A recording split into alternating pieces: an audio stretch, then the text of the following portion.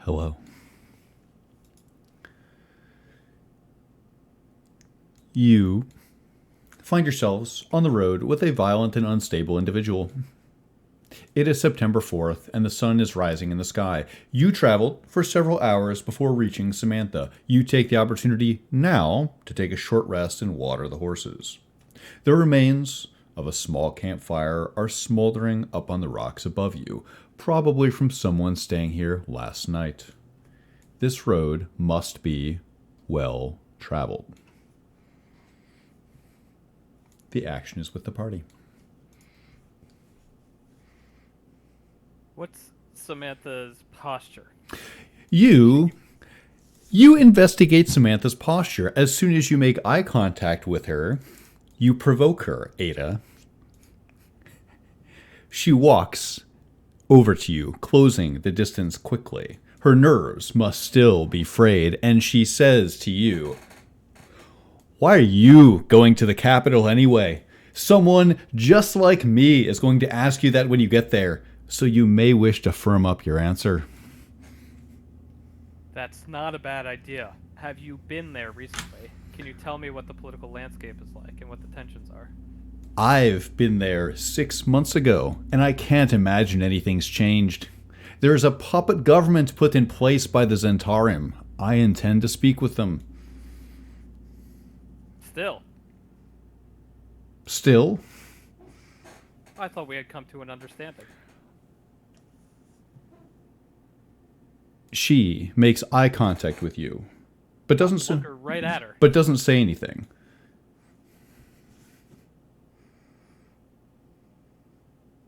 Do you care to expand? No, I don't. Hmm. We should. Convenient. We should keep moving. Go ahead. I have something of a request to make of everyone. I need us to act as if Kamar is not dead. Right? Pray tell. Well, no one's going to keep writing to her if they hear that she, you know. It's a fair point. So she's not dead. Well, I guess if that's the case, we're gonna have to pretend. Make sure you brush off all the ashes from my cloak.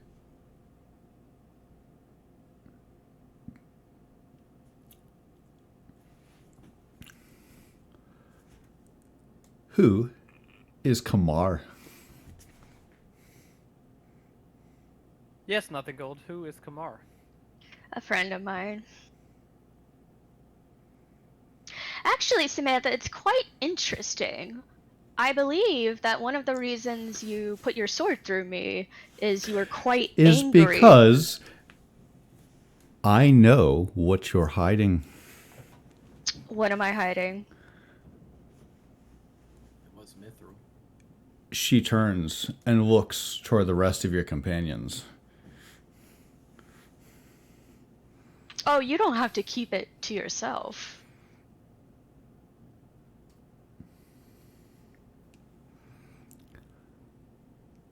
I think you should tell them.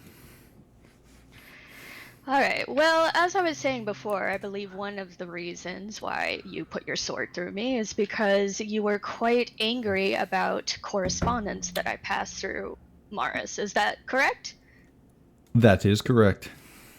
Correspondence that you yourself also passed through Morris? That is also correct. I don't understand why I'm stabbed and you're not. Care to take a shot? Do you want to hand your sword over to me? She... Taldred? Tasha was just like, could we fucking not?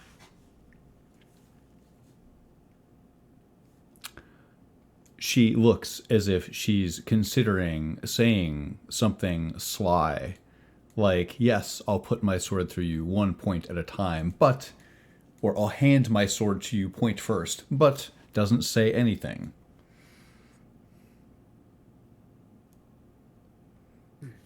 I'm already sitting in the cart. Taldred motions to Brenner, tries to like pull him aside. Sure, we'll follow you. Listen, Mm-hmm. this is shaping up to be one of the longest days of my life, and it's barely the afternoon. I am stretched thin, physically, mentally, and spiritually. I think most of us are. I think it would be in our best interest if we rested before moving towards Cizale. What time of day is it? Oh, sorry, across the table. The sun is not quite high in the sky. Yeah, it was like just around noon. You left early in the morning and traveled for several hours on the road. If you think that would be a better decision than traveling at night, sure. Sorry, you can't. I can tell you that we are much safer out here than we are in Cizale. And if we go in as we are now, we will be at not even half strength. Reasonable. Brenner basically turns on heel and walks back to the party surrounding the car. I think it's a better idea instead of moving on. Take a nap. We're all haggard. A little pissy. He looks directly at Samantha. Perhaps it's better to eat a meal. Take a nice breather. We'll head to Cizale at dusk. At dusk? Sure are.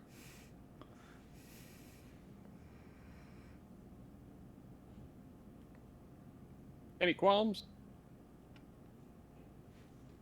Great. Brenner just starts to take the reins of the horses and marches them up to the little campsite. You do so.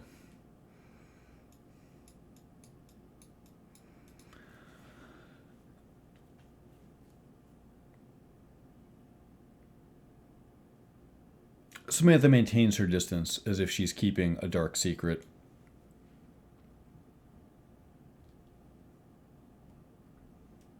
What is the status of this camp? What was left behind? Just the coal? Just some smoldering coals left in the fire pit. You, Brenner Oswick, knowing a bit about traveling on the road, suspect that someone probably made breakfast and left.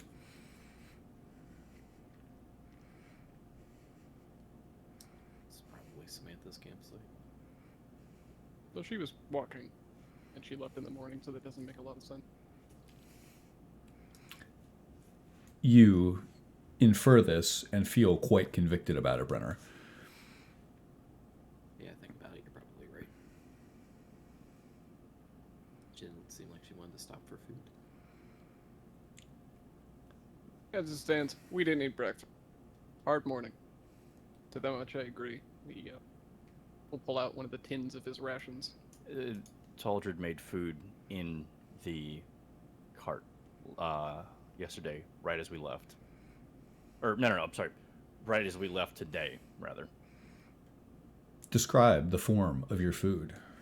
It was nuts and roots.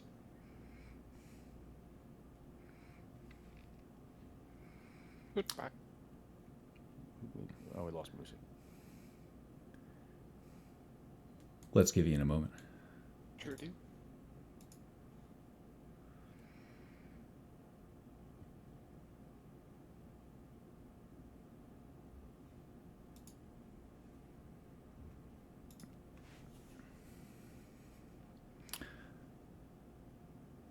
Ada. Samantha is studying you from below. When you notice her, she looks away.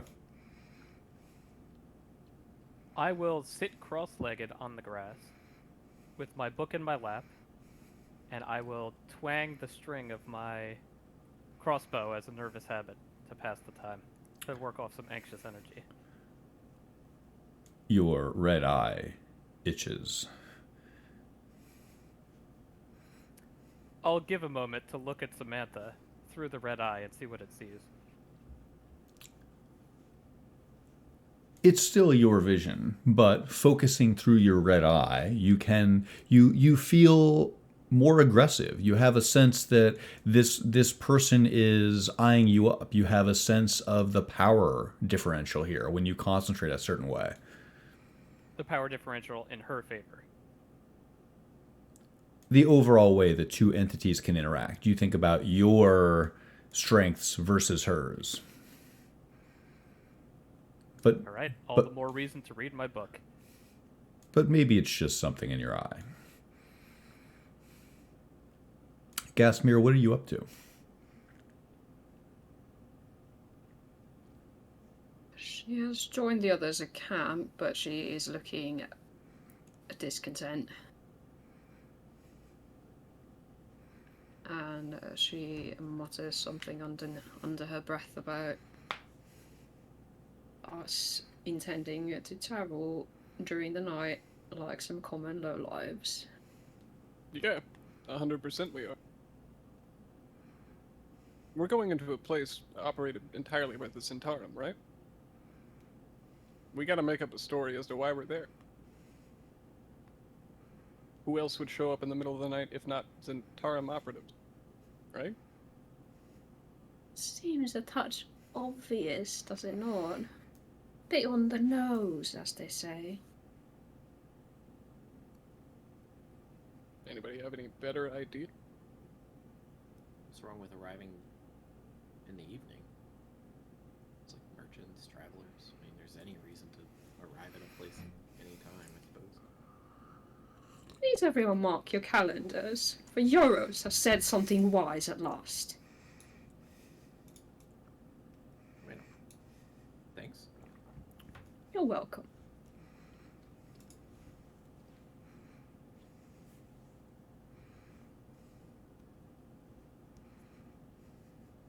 Mark it on your calendar. She complimented me? A lot of firsts going around.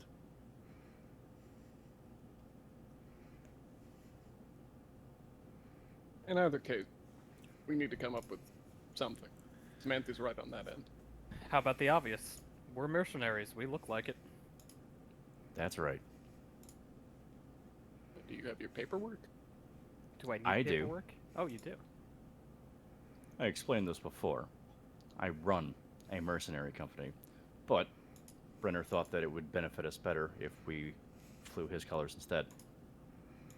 Why not? I'm fine with it.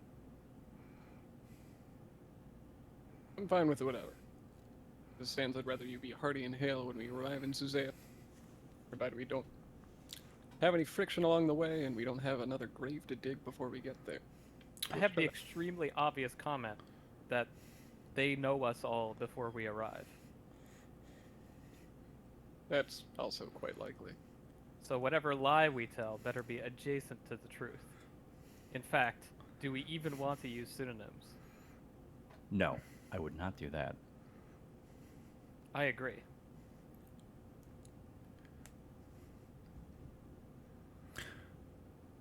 In fact, might it be prudent to bury the portal key outside of town? No. No. You never know who's watching. Yeah. Well,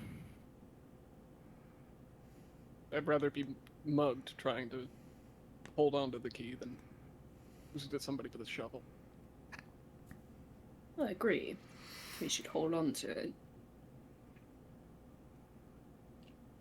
Doesn't Nothing Gold have one of them portal bags? Or can't you just put it in your boot? No offense to everyone here. I mean, yes, I wouldn't give it to her either, but I'm just saying. Can't you take the bag? I don't particularly see the point. He just pats his pocket. It's right just there. fair And enough. if someone were to look for it, I believe the first place they would be looking would be this magical sack that holds many things, because adventurers do seem to love stuffing all their things into it. Perhaps we should avoid placing all our eggs in the same basket. I say just hide it in your boot. It's hardest to get to. Nothing Gold's not here, but I imagine that most bags of holding open into a pocket portal into a dimension somewhere. There are many who can reach into questionable dimensions right now. I agree that should stay in your pocket. So I don't know a whole lot about magic, but is it possible to duplicate the key? Roll Arcana. Well, Talger was throwing that idea out there, so I would suspect someone else would roll the Arcana. Okay, certainly. I cede to however you want to do it. But if you want to ferment a thought, just let me know. Whether Ada is correct or not, she is smug and superior in the way she presents this fact of the world. No need for an Arcana check. Did you present your fact? What was the fact? What was the fact you presented? About the way that bags of holding work. Oh, okay. I thought we were talking about the key. Oh, duplicating the portal key. Ah. Yeah. Even if it's just a decoy is kind of the point. I rolled Arcana on that. 18. Can I roll as well? Absolutely, you can. I rolled a 16 plus. Where the fuck is my Arcana? Sorry. I don't. 22. With a 18 and a 22, respectively, you determine the following. 1. It would be simple to duplicate the physical form of the key, i.e. to make something that resembles a portal key. You know that the portal key itself could be duplicated, but it must have to be paired to the portal somehow. Gastmere, with a 22, you are fairly sure that the key must physically at some point touch the portal that it is interfacing with.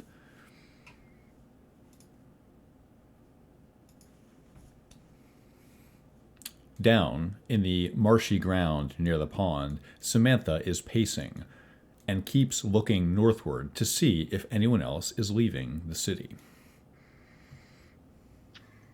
Nothing Gold, I think, has briefly broke away to look for scrap metal in the cart. And now she's sitting by the edge of this lake using the produce flame cantrip and the water in the lake to sort of heat and shape this scrap metal. You find, and you could even disassemble pieces of this cart should you see fit. Cleats, things that would be necessary to lash something down onto the cart. You can take these apart, and it is relatively soft iron, easy to melt down.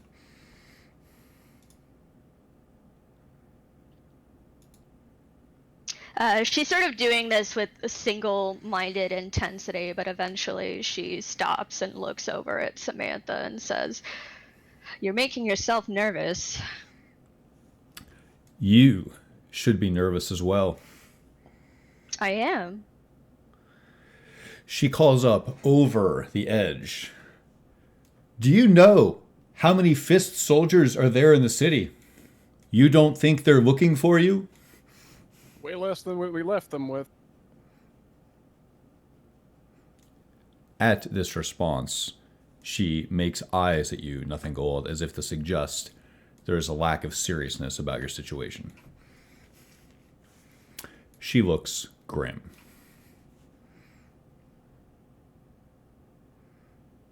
So this Zentarum agent that you're going to be contacting in Suzale, I presume you're headed straight for Maris. Straight for? More or less, I suppose. And how do you know where she is? There's only one place that she'll be. Have you known Sure. her for a long time? Surely you can add 2 and 2 as well as I can. She's going to be at the Temple of Sirik. I don't need to know her to know that.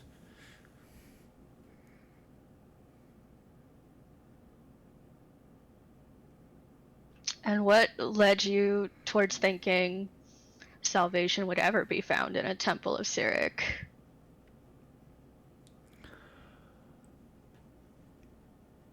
Is that what you think is significant here? The place that we'll be negotiating? No, I just wondered if you considered that perhaps you are more valuable to the Centarum dead than alive.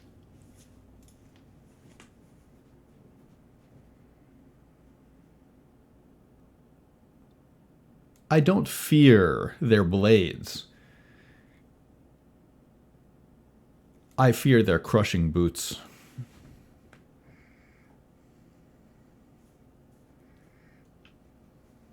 More than the fist? To be honest, probably not. I don't know who the true power is in this realms, but I think the fist certainly represents an exigent threat as well. I wouldn't rank my 2 enemies. Do you understand? I see. So you feel cornered and threatened.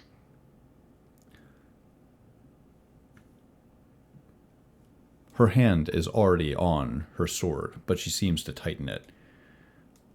I feel a bit threatened and cornered.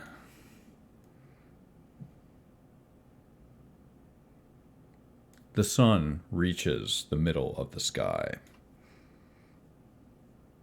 It's been a long time since Benner's been to Zuzail, especially on this road.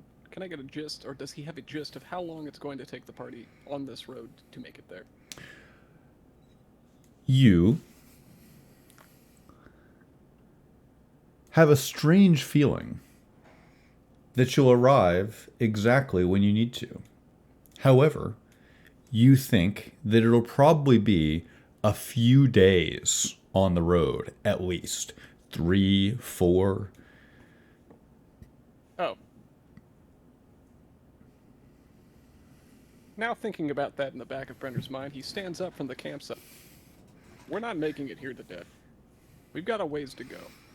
Just nap on the cart. Yeah, out across the table, I totally thought we were within a couple hours of Suzale. Did I misrepresent this? I'm not 100% sure. I don't know where I got that notion from. I don't think you represented it. I think we all just assumed it. Yeah. You are a few days of travel. Okay, because Taldred was definitely considered about getting a long rest in ahead of time. You, But if that's the case, then yeah, then we should be just taking a nap on the cart, like you said. it was assumed that you took a short rest here regardless. Correct, yes. In either case, with that notion in mind, Brenner will start to lead the cart back onto the road. I will go down and approach the 2 busy bees by the pond and say, apparently our knowledge of the geography in Cormyr is a bit lacking. Suzale's like 3 days away, right? We should be moving and just sleep at night. We thought we would arrive in a few hours. We should be moving. Slight tactical error. Samantha shakes her head at you as if she knew this the entire time. I think that's exactly what made me think it was closer, was that Samantha was walking there. Like it was in walking distance within a day. So maybe that must have been it. Are we at all concerned about a certain appointment that Taldred has? Of course I am, but Taldred assures me that he can handle this problem himself.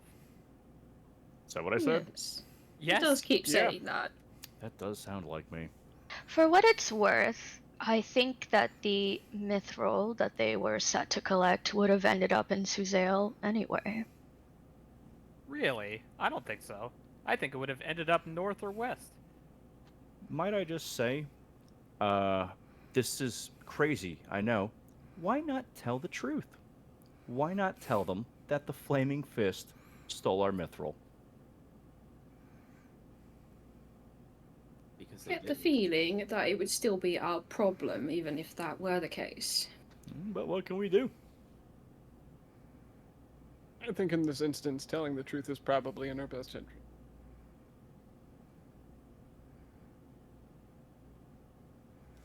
We all ready to hit the road? How many days until this calamity befalls us? Tomorrow morning, by the way, across the Oh, okay. Wonderful. We've already been, it's been less than a week, but it feels like more than a month. time does seem to be slowly marching onward. Should we perhaps inform Miss Ruthenberg of the events that are about to take place? That I would kind of ruin the want to see her surprise. reaction. Well, I think if our goal is not to get into a fight, we should tell her. Samantha, do you care to know a tidbit about the group that may impact you? Honestly, not really. Wonderful. That made that easy. Alright, move on. I've already seen a rather circumspect view of you, and I'm not really that impressed. We're gonna I get could tell. attacked by the Githyanki tomorrow. The Githyanki. Yeah. Okay, my friend. Taldred smiles so big when he realizes she doesn't believe him. Like, he just can't wait for this to happen. In Wonderful. She's been informed. Let's move on. That's what I'm saying. Taldred Talton, in your mind's eye, you can imagine the Githyanki sailing the astral plane, coming toward you. He will talk to Brenner more about this as the day goes on, thinking about, so, worst case scenario, they pop up first thing in the morning. We need to be looking for something that I'm sure you have an eye for, a defensible position. Yeah, like a cave. I don't know what we're gonna find on this road, to be honest with you. I know, I'm just saying we should keep an eye out. I mean, I'm sure that's already what we would have done. Look for a good place to settle down, but maybe put extra effort into it. Sounds prudent. Does anyone remember why we're saying Githyanki? Well, they struck a deal with Alex to get Mithril, and then we struck a deal with them like we were the miners in the first place. No, but there was a war. I thought. Wasn't this commissioned by the Centauri themselves? I don't know if these two things are linked. Everyone wants Mithril. Yeah. Who on the plains would contact the Githyanki?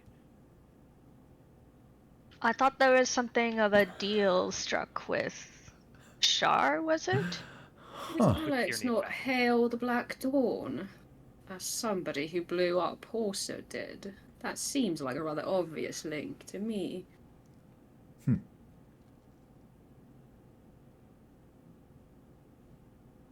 I only bring it up because I do not know that they care all that much for their allies.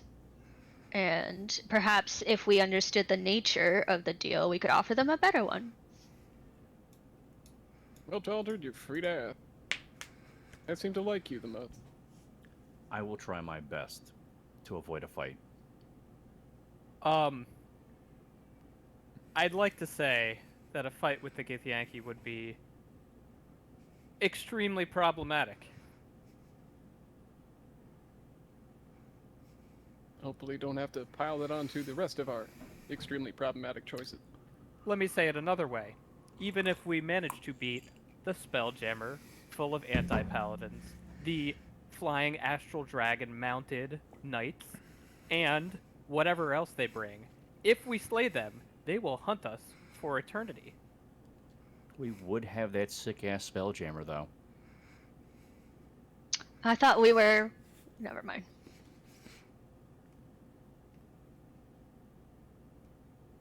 Do you even know how to fly a boat? Not a clue. I don't even know how to sail a boat. Like a small one, maybe. Definitely not one that flies. Well, we'll fly the boat the same way we do everything in this group, by the seat of our pants. We should just move on. Do you think they would give us a ride? For Mithril, maybe. To what end? The Mithril in Suzeo? There is Mithril in Suzeo. We had Mithril in our pockets, too. And it's likely in the war camp of the Fist. Sure, but there is also the Mithril that was also delivered, which is currently in Suzeo. Right, but it's not in our possession. And the deal was, what's in our possession must go to them in X amount of days. Man, if only we could have avoided this by just, I don't know, giving it to them at the front end. I don't know why we went through all this garbage. Is it really so hard to just not take things? Perhaps you should join the negotiations this time, Miss Worthware.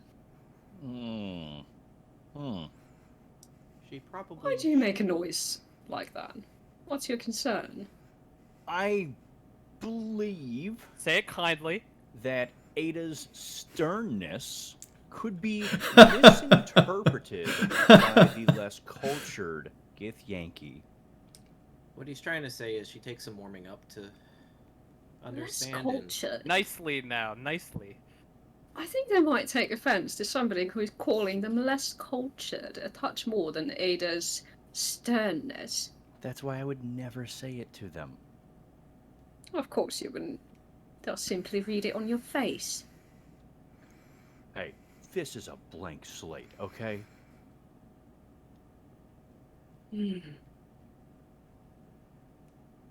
I don't think the Githyanki are much for politeness, Taldred, as much as you have no faith in my diplomatic abilities.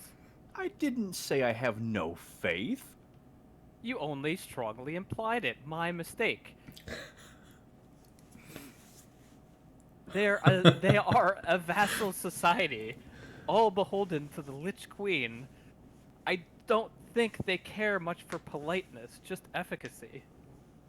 Which is why I believe they would appreciate Miss Worthware's approach. Well, if the occasion arises, but Taldred is their point of contact. I just think we should keep negotiations to a minimum. I have faith in both of you. I believe you can cooperate on this one. Alright, I'll be there.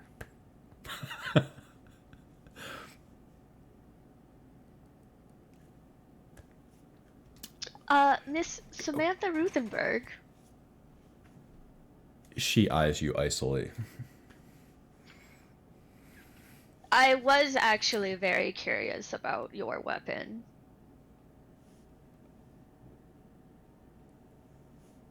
Curious about my weapon.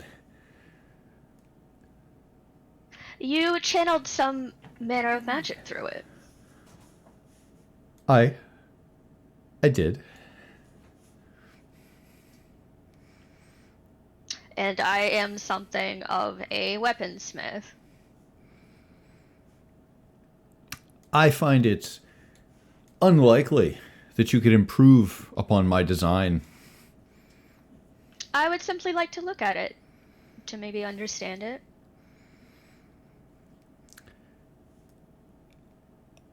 I'll tell you what. If we have not parted ways by the evening, then I'll let you take a look tonight. Does that sound acceptable? Yeah, in fact, Nothing Gold seems sort of surprised at this one as well. Wow, imagine just asking someone. It's that easy. Roll insight. Is it low light conditions No. Okay.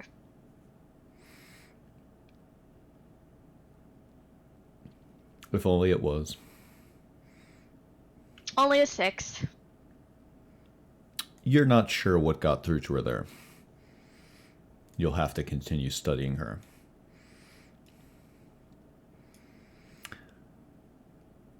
Are people traveling south?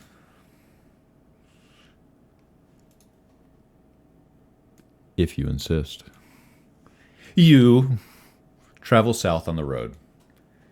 Every mile, there is a concrete mile marker that resembles an oversized chess piece. Within their square dimensions, they depict a coiled dragon, and the dragon's side reveals a number. You've traveled far today. So many little dragons. Some missing pieces, just like you. The road opens to a rolling pastoral landscape. Old farms. Occasionally, a herd of sheep studies you from a hilltop. A cow watches you from beneath a tree. A family in the shadow of their stone granary. The road is a pale, slender arm that reaches southward. You lose elevation as you continue on. Who is in the front and who is immediately behind them? Brenner's driving the car. I'm probably still sitting up front with him. Brenner, Oswick, roll perception. In front of me or no? It is in front of you.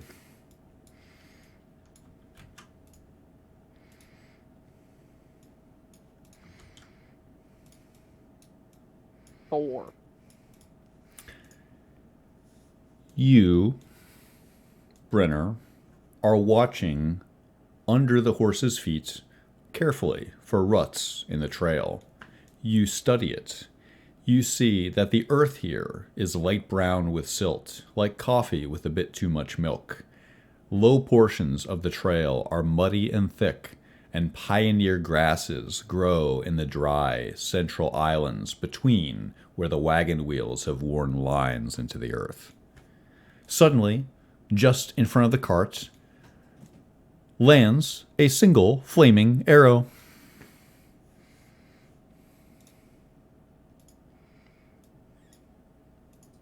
That's not good. From tens of yards away, down the winding road, you can see distant figures. Brenner will pull They- hard on the... He pulls hard on the reins to stop. You stop the cart. Yoros, you see something. These figures are all motioning with both arms, pointing to the left. Roll insight. What are they trying to say?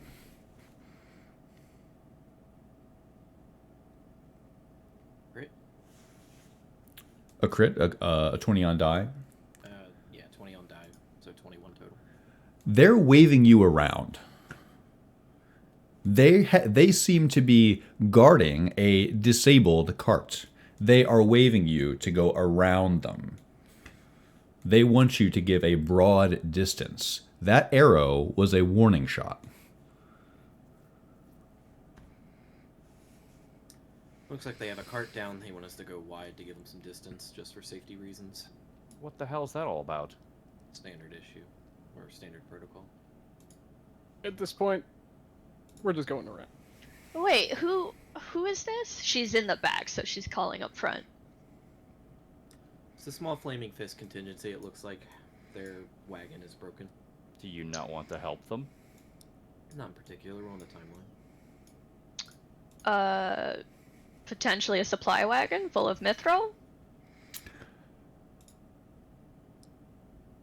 They told us to go wide. If you want, we can go wide, and I can hop off real quick and ask them if they need assistance. Couldn't hurt.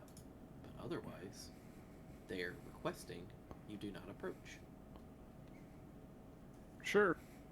Everybody roll initiative.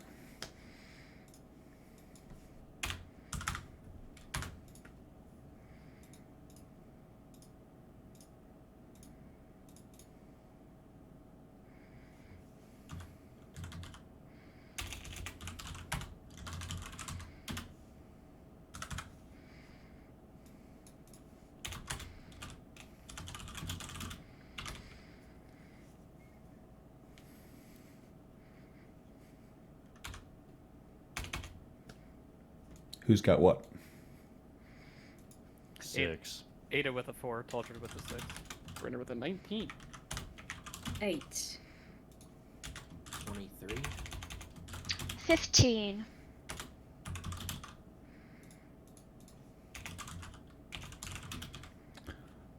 Gaspir with, would you say a 3? An 8. An 8.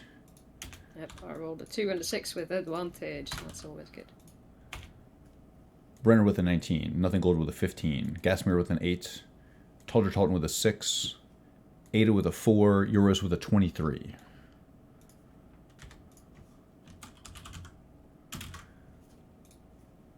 Euros, the action is with you.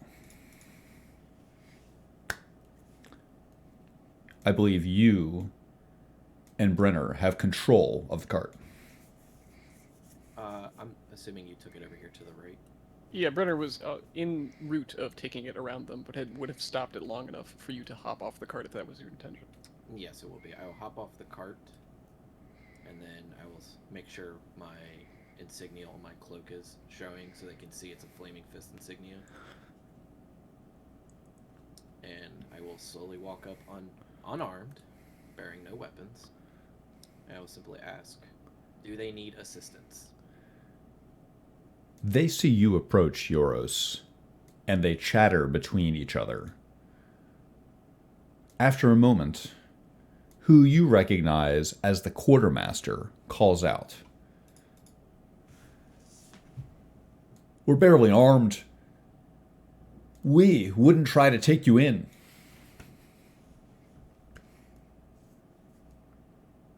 Pardon? We're not going to take you in. We have no quarrel with you. And we have none with you. We're just simply asking if you need assistance. We see your cart is down. They all take a step back.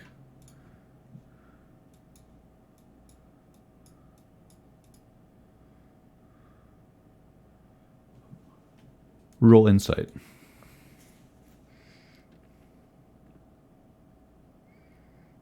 Seven. Something has them nervous about you. It remains your turn.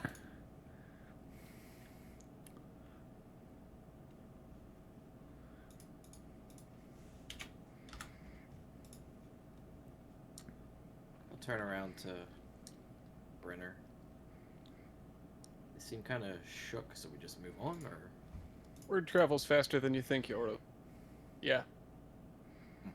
I don't want to dig 3 graves on the side of the road on the way to Sazea. Does anybody get the impression that this could be an ambush? Keep your eyes out. Roll perception. Ada.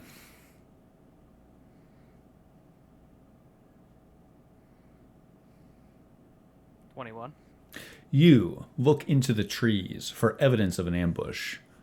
You see them gently swaying in the wind. You look through the fields. You think that something could be in these wheat fields. It's hard to say. They certainly would be good for lying down in should you wish to ambush somebody. Euros, it remains your turn. Should you choose to do anything else. I'd be very surprised if they set up an ambush.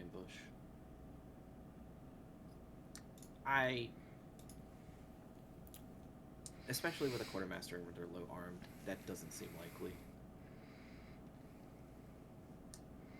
I'd rather be paranoid and alive than foolish and dead.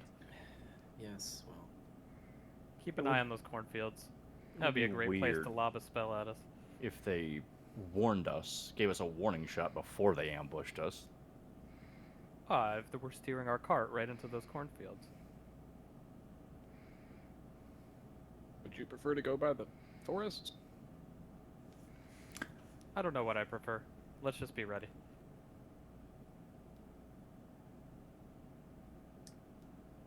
when Anna mentions the cornfield, can I take a glance at the cornfield? You can. You glance over to the cornfields. Roll nature. 17. This is late in the year to still have wheat in the ground and the sheaves grow high. Someone could be waiting inside the heavy cover provided by the wheat. But you realize something else As you look over to the cornfields, you realize something is moving in your peripheral vision. It's Samantha, who is already moving. She goes after you in initiative. The tip of her sword whistles through the air as she closes the distance. Taldrit, you see the tilt of her chin and a brief look skyward. She's thinking about how many spells she has left before she looks forward and charges hard.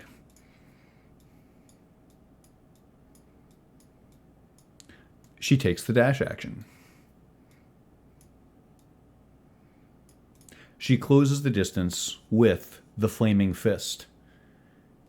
She doesn't say a word, but her sword is out. She has both hands on her longsword, and she ends her turn. Brenner. Oh, for fuck's sake. Stand down! Brenner will... How fast does this cart move in a turn? It has your movement doubled. Okay. And there's a modifier for animal handling, but not currently applicable.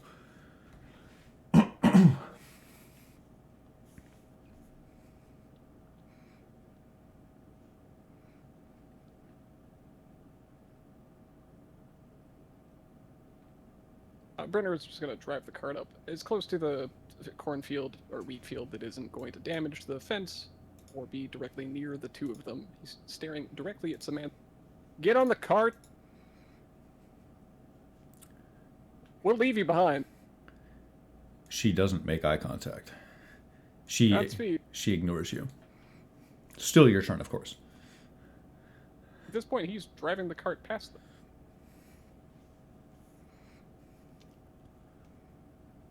You take the cart between where their cart has fallen and the wooden fence. The Flaming Fist seems far too worried about the paladin charging at them to be terribly concerned about you. Anything else on your turn, Brenner Oswick? At this point, no, he's just driving the horses directly past them. You do so. The Flaming Fist horses are a bit spooked as they see you moving. Nothing gold, it becomes your turn. She would, as the cart drives in front of her, like to wild shape into spider gold. Okay, one moment. I can update the token Sure. later. Please continue your action. And then she will scurry across the field towards the cart to inspect what might be there in the wreckage. Roll investigation. You become a spider.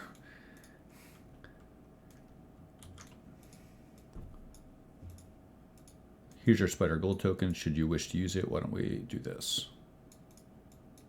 How's that? 19. You see there are a number of things in this cart. Noticeably, you see 2 locked chests and a crate of provisions. The crate of provisions seems to be rations. That crate is not secured. Both chests seem to be under lock and key. You see that this cart looks like it was destroyed rather decisively for just bad roads. It remains your turn. Is there any indication in the wreckage how the cart was destroyed? There is not. Does it look like it exploded from within, or how is the wood laid out? There's no signs of fire. You see no evidence of an explosion. The pieces, it looks like they've been laid out in such a way so that perhaps they were trying to fix something. You could continue investigating next turn, should that be something reasonable to do. Yeah, she took her action or movement, so I'll end my turn there. Gasmir with an 8.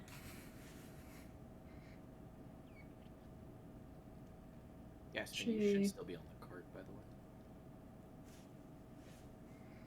Can't all If fit on the there's same room. tile, but assume that everyone should be on the cart that didn't jump off.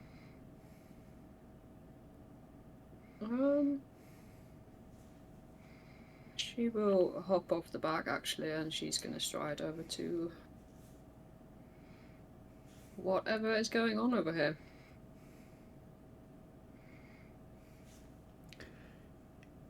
Miss Ruthenberg, Intimidation tactics. I like it, but you're going to make them piss their pants.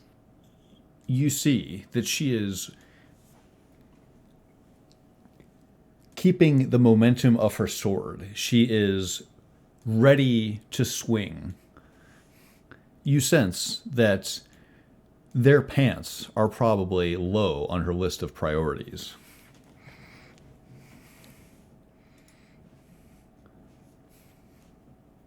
This seems unworthy of your attention, if we are being perfectly honest. Why are you wasting time with this?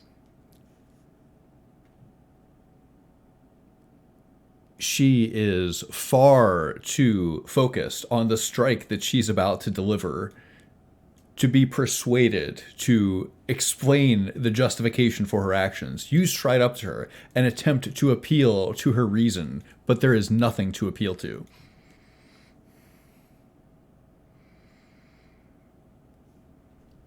Well, In but a few seconds, her sword will connect. I don't think Gasme gives enough fucks, to be honest. She will shrug. And watch this go on. Where's Spider Gold? You use your bonus action to shrug. You look for Spider Gold. You cannot quite perceive her. What a tiny spider. It remains your turn. Nothing gold has vanished. That is nothing new. So, she's gonna step back to avoid the inevitable blood splatter here because her clothes have suffered enough and they deserve a break.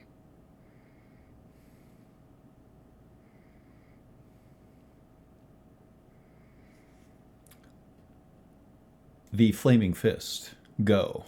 The Flaming Fist Monop in the front seems to have no weapon readied. He looks at the cart.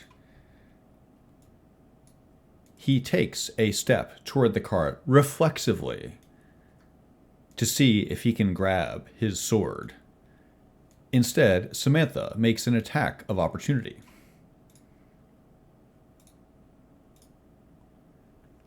She misses. The sword goes swinging past him as he evades her grasp, reaching for his weapon. He finds it. It's a short sword. Euros, you can see, this is a basic issue short sword that the Flaming Fist typically gives reservists. He grabs the sword, holds it, and menaces it toward her. The archer in the back takes another step back, loads an arrow, and then hesitates to fire it as he would have to fire past two of his companions. The horses panic. Taldra Talton, it becomes your turn. This is the same day, correct? The same day as... Like when we fought the flame, like an entire day hasn't passed, right? Correct. This is still the same morning. You, just this morning, you killed Major Avery and Kamar died, and you left the city in a rush. It is now, the sun is high in the sky, and everything is happening in one continuous block of time. Taldred is so fucking tired of all this.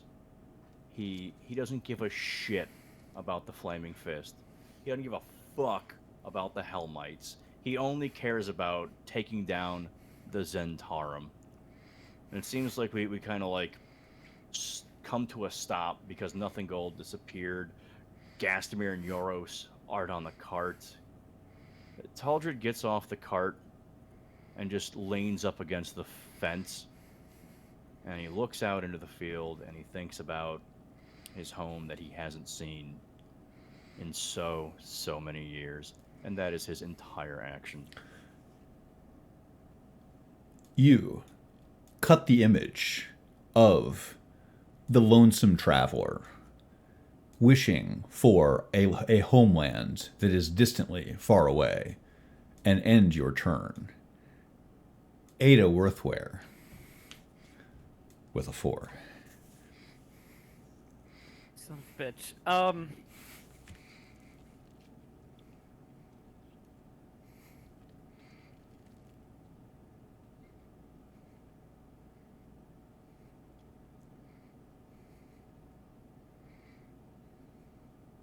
Is Samantha a willing creature? Describe your intent. Haste. Yes, she is a willing creature for haste. I will cast haste on Samantha Ruthenberg. I use my reaction to counterspell it. That's fine. You absolutely can. Nothing stops you from counterspelling this. Ada, the following things happen in rapid sequence. You reach out for the power of the Demon Weave and quickly find it. You go to enhance Samantha Ruthenberg's abilities, a sensation she knows quite well. But something stops you. Euros, you successfully counterspell this haste. Ada, it remains your turn. Euros, you've used your reaction.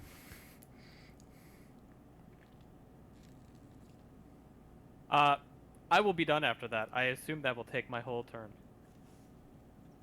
Unless you have an editorial on the circumstances. I do, but it's internal. At the top of the order, Euros, it becomes your turn as you master the power of counterspell and arcane magic. You stop Ada in her tracks. I think I would be shooting a look at Euros right now. So after I counterspell, I'm immediately going to rush forward and intercept Samantha. And I'm going to, if she's going to attack, I'm going to try and deflect it. And I'm simply going to yell, "No one is killing anybody. They were unarmed just moments ago." A paladin so cowardly that they would attack somebody that is unarmed? You do several things. One, you insult the honor of Samantha Ruthenberg and thus transgress. You get her attention.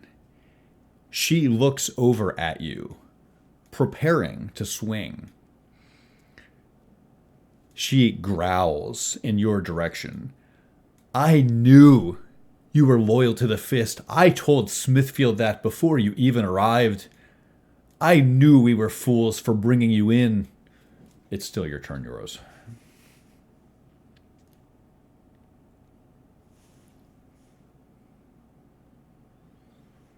Simply just gonna pull out my short sword and just hold my action.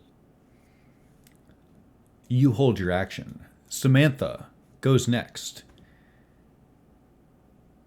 She holds eye contact with you for a long moment before she pulls her sword back and attacks again the Flaming Fist Monip with his own reservist short sword.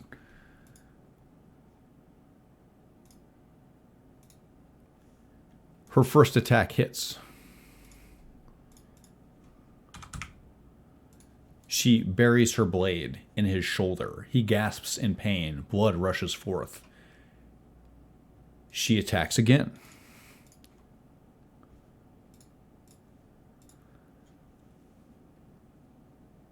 She hits.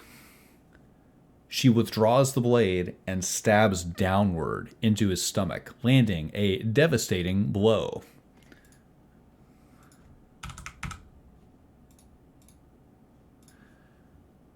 She bloodies the Flaming Fist Monip and ends her turn. Brenner Oswick. Somewhat infuriated that the entirety of his party has now jumped off of his willful exit from the scenario, Brenner will pull the cart towards the archer in the back, get off the cart, put his hand on the shoulder of the archer, who I assume is staring directly at Samantha at this point. Yes, he is shaky and readying to loose an arrow. Run to the fields, boy.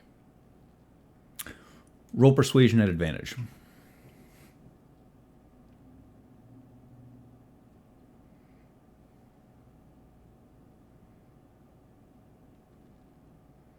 Natural 20. You, Brenner Oswick, famed commander of the Oswick Company, place your hand in a paternal gesture on the shoulder of this young archer.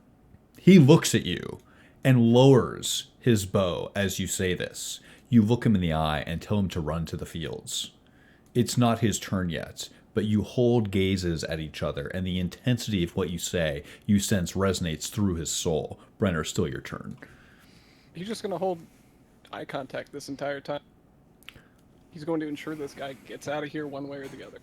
You try to save one life if you possibly can. Nothing gold. So she will continue investigating if there's anything to be gleaned about what killed this cart, and if there would be anything like a manifest or any paperwork that might indicate where the cart was going, what it held in the wreckage. Roll investigation.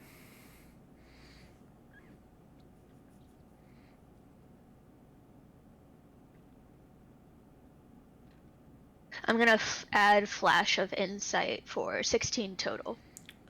You scamper over the bits of cart that are left here, your fuzzy appendages, finding pieces of broken wood. You surmise that this cart was sabotaged. It seems like someone broke the back of this cart. The main frame of it has large, obvious cracks. There is no manifest. There is simply a large flaming fist sigil carved into the back in order to dissuade would-be bandits from attacking such an organization. It remains your turn.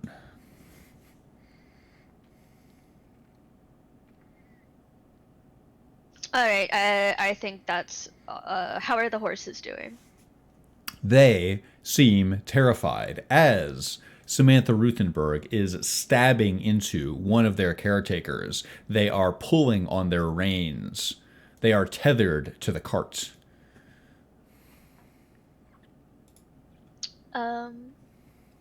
If it's within the realm of action economy, I think she would shift out of wild shape and try to suit them. I think the last of your action economy would probably be coming back to your dryad form, if that's reasonable with you. Yes, absolutely. I think you can control both tokens, but I will. You become yourself again.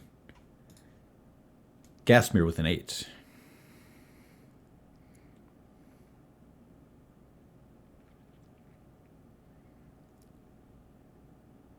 So much going on. So many different actions. You tried to be reasonable, and yet violence boils over.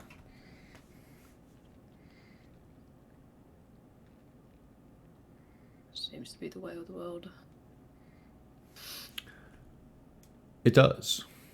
You have a sense that more and more things in this dying world will fall victim to violence just like this.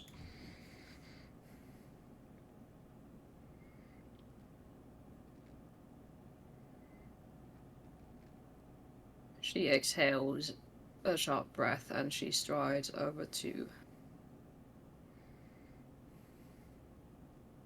Brenna, who appears to be doing something good in this world.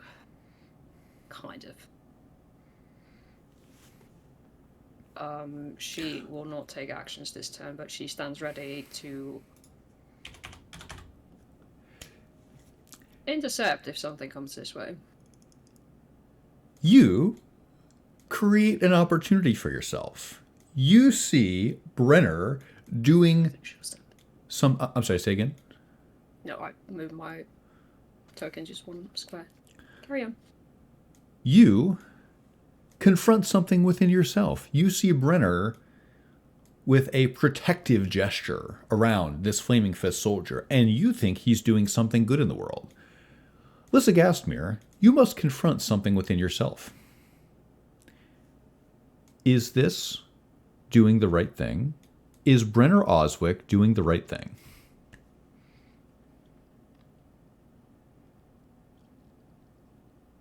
It seems to be what Brenna tries to do. Brenna is doing something. Taldred, on the other hand, seems to be turning away from all this to avoid seeing it. She pays attention to this. You develop ideas for what is good and evil in the world. You see Brenner Oswick, and then you see Taldred Talton.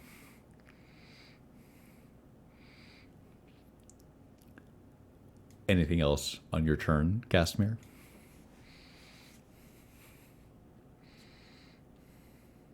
I believe that's it. Brenner Oswick, the Flaming Fist Archer, stares into your eyes, and you think that someday he might be an excellent recruit for the Oswick Company. He drops his bow on the ground and says to you, "Okay, I will. Thank you. Thank you." Good. Live. Go. He runs to the east. Lissa Gasmere, care to take an attack of opportunity?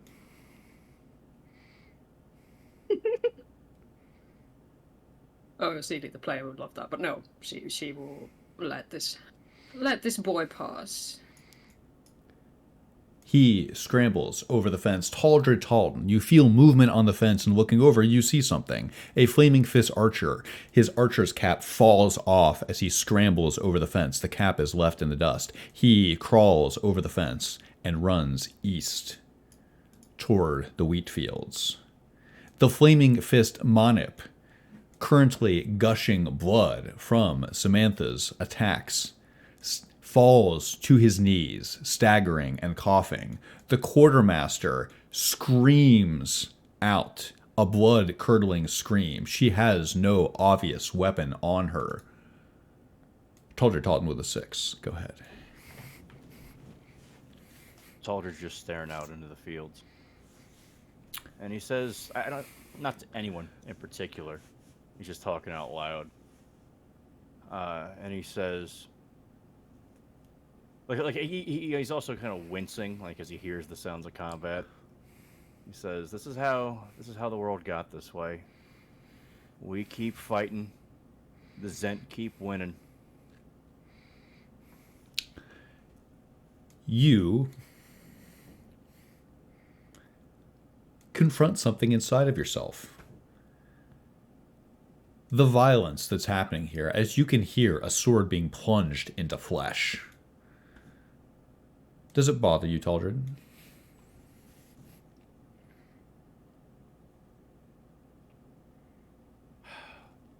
It's disappointing. You are disappointed that things are happening with no end, no goal, only bloodshed. Ada Worthware. I'm still hanging off the back of the cart. How are our horses faring? Their horses are going apeshit. How are ours going? Yours are beginning to panic. There is a anxious situation for any animal that is unable to perceive what's going on and unable to anticipate what could happen next. And you can see that in their beady, glassy eyes. They're looking around, trying to discern what is happening. They can hear the sounds of violence, and they know that something is wrong. Perhaps they're taking cues from the Flaming Fist horses, which are, as you said, straining against their reins. I would like to go to the front of the cart. And try to calm the creatures. Roll animal handling. Oh boy. You scramble over to the front of the cart, trying to grab the reins. You do your best Brenner Oswick impression.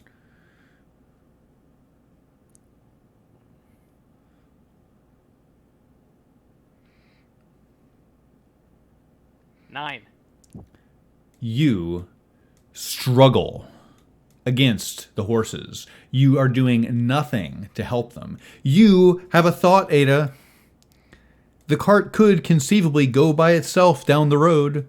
You realize that this thing, if left unattended, is a rocket that can easily get out of your hands. It remains your turn, Ada Worthware, as you do a poor job stabilizing the horses. Brenner. Yeah. I will just do the physical action of look at what's going on with these horses. Brenner, as he says that, one of your horses rears up. The cart threatens to tip over. Bits of coal land on the green grass. Obviously not his action, but he will make motion as if to intend to move towards the horses. I'll handle it. I will say something in Elven desperately, hoping it helps to calm the horses. You do. Hoping it doesn't, as the player. You call out, hoping that a incantation in another tongue will do something to help stabilize the situation. Yoros, it becomes your turn. Can I use my held action? Yes, at the end of the turn. I'm sorry. Go ahead. Yes, your held action at the end of that turn. Can I make a disarm attack against Samantha? You can do whatever you want.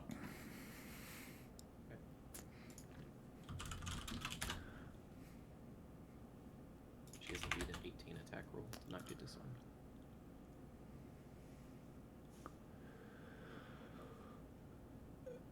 And this is, I can pick athletics or acrobatics. Is that correct? No, it's just 2 opposing attack rolls. I see. Okay, one moment. Just what, beat an 18? Yes. You succeed. You. How do you do this? How do you disarm her? So, as she's pulling up her weapon from her second stab, I imagine she's now just getting back into an attack stance. To go for another swing, I will quickly just lunge my short sword forward and basically aiming for the hilt, and as she's pulling up in a motion, I will attack it while it's off center, I suppose, and I'll just try and fling it away from her. You do so. You jab your short sword directly into the hilt of her sword, finding purchase, finding the mass of her sword, and knocking it out of her hand. She takes this as a hostile action, but she has to duck and turn and go to pick her sword up, giving you an opportunity to make an attack of opportunity. Do you make your attack of opportunity?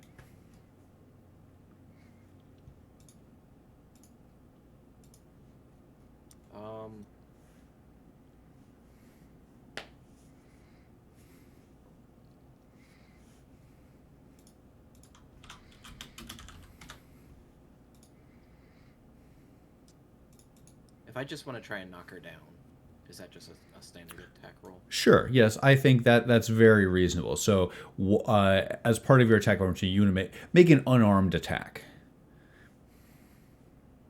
and she will not add her armor AC to this. Yeah, it's only a 6. You try to knock her to the ground, but she's rather substantial. The weight of her and her armor crouching down makes it hard to get her center of gravity out from under her. That was your held action. It now becomes your action at the top of the order. Yours with a 23. Give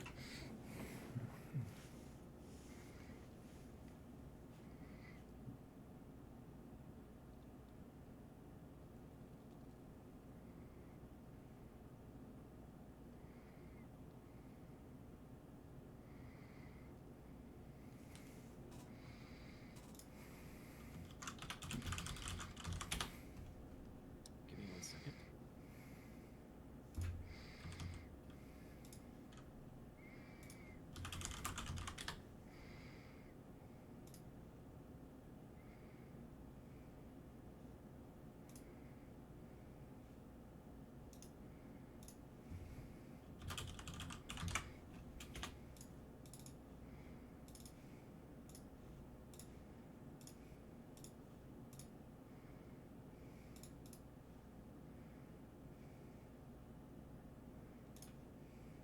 Are finesse weapons capable of making a trip attack? You know offhand. I don't know offhand. Can you use your short sword to do a trip attack? Is your question? That's what I'm asking. Yes. I don't see why not. I would say yes. There's no reason why you couldn't. If you want to try to knock her off balance with your sword, is that right? Yeah, so following up with the momentum of my unarmed strike after disarming her, I'm just gonna try and use that to knock her over with my short sword. That is basically constituted as part of the shove action in 5e now. I believe the trip tag just gives you a bonus to do so. Okay, that's why I'm asking, because I'm not sure.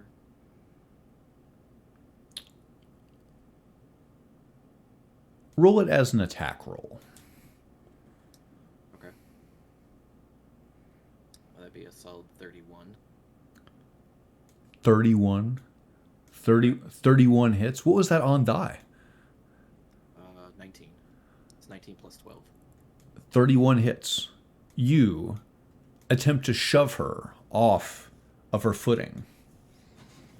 You do so successfully. As she bends down for her sword, she grasps the sword, but you shove her in the left hip and push her onto her side. She snarls with anger and takes in a deep breath. She looks at you with cold eyes. It remains your turn.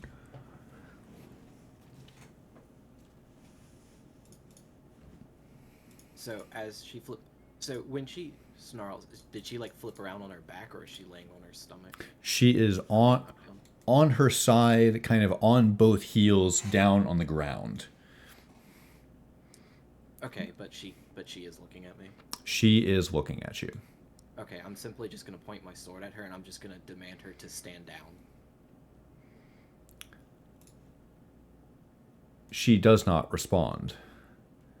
You ask her to stand down. She looks at you coldly.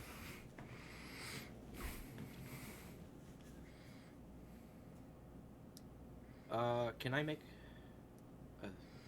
I guess, can I use my bonus action to yell? Of course. Cool, I'm gonna yell at the rest of the group to tell them to fucking help me. You call. Stop being cowards. Counterspell me. You. You insult the honor of your party.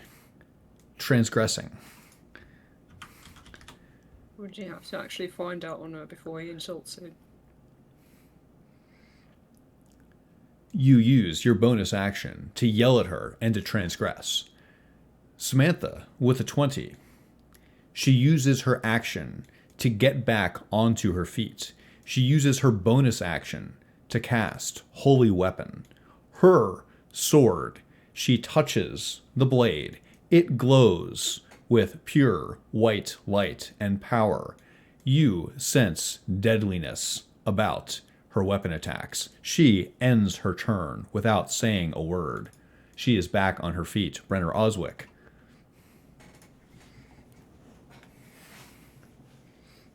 Give me half a sec. Take your time, Mr. Oswick.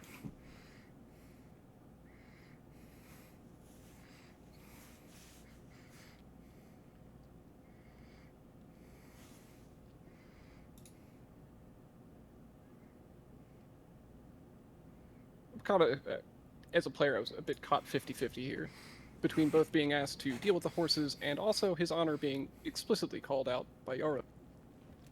I feel in this circumstance, the honor comes first.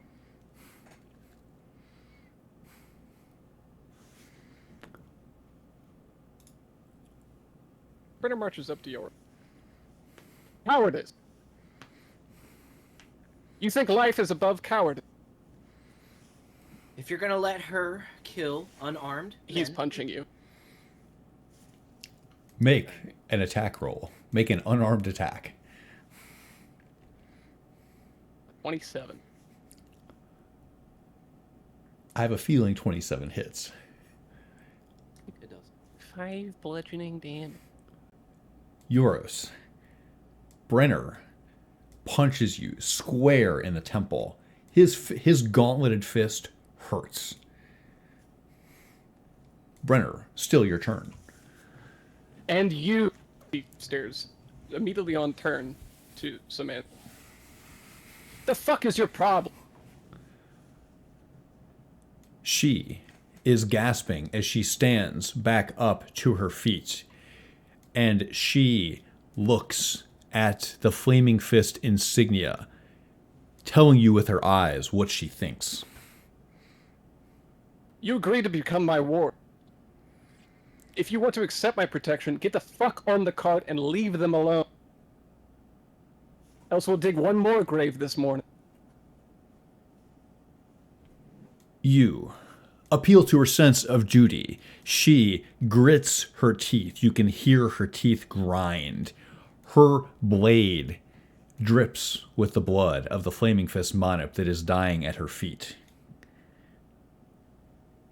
Roll persuasion at advantage.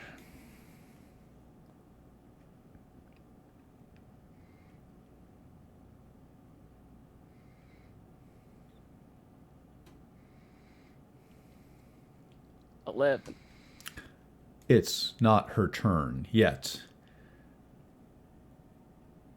Nothing gold with a 15.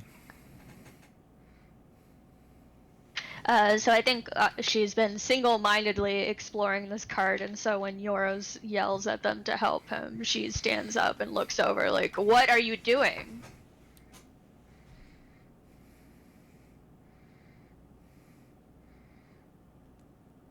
Are you asking that right now? Yeah, she's like, "What's going on?" Like, I've just popped up. What's going on? It's hard to get a word in. There is a melee going on over there. You call, "What's going on?" You hear the sound of a punch landing. You hear Brenner calling out to Samantha. You hear the gasping of someone dying. Alright,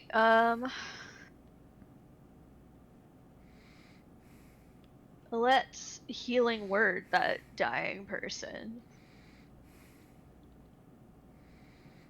And then this quartermaster that's freaking out, is she just frozen? She is holding up her hands. Okay, so She that's is- 7 hit points for the Manip. You heal the Flaming Fist Monip. He takes in a soothed breath. You surge with the power of the Seldarine. And she'll say to both of them, "You need to get on these horses and go." To the Flaming Fist. Yes. It's not their turn yet. Gastmere.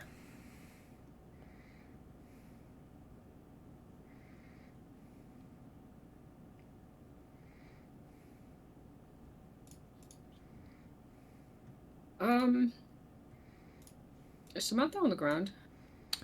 No. Well, she is standing. She has this round. She got up and steadied herself, and she cast a spell on her sword. Was she disarmed, or did she just immediately pick that up again? She used her action the next turn to pick up her sword from the ground, and Euros, while she was bending down, he knocked her to the ground, and she scrambled back up this turn. Did that make sense? That was pretty convoluted. She was No, it makes down, sense. now she's back up.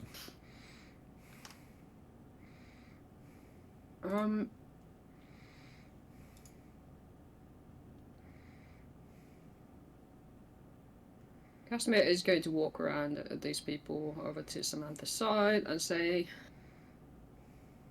"Miss Rithenberg, please. I'd love to wrestle with you, but not today.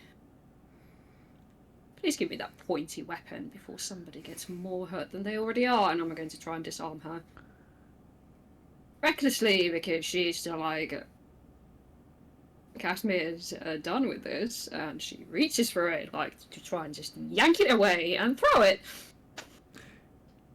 You sense that by trying to grab her sword with your hands, if this disarm attack fails, you may get a handful of sword. This sword is currently glowing with white radiant power. Go ahead and move yourself into position and make your disarm attack roll if you choose to proceed. Yep, I'll do it.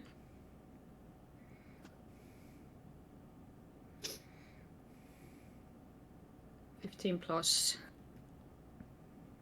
What do I add when I'm disarming? Do I add my athletics or? Your proficiency bonus and your dexterity modifier.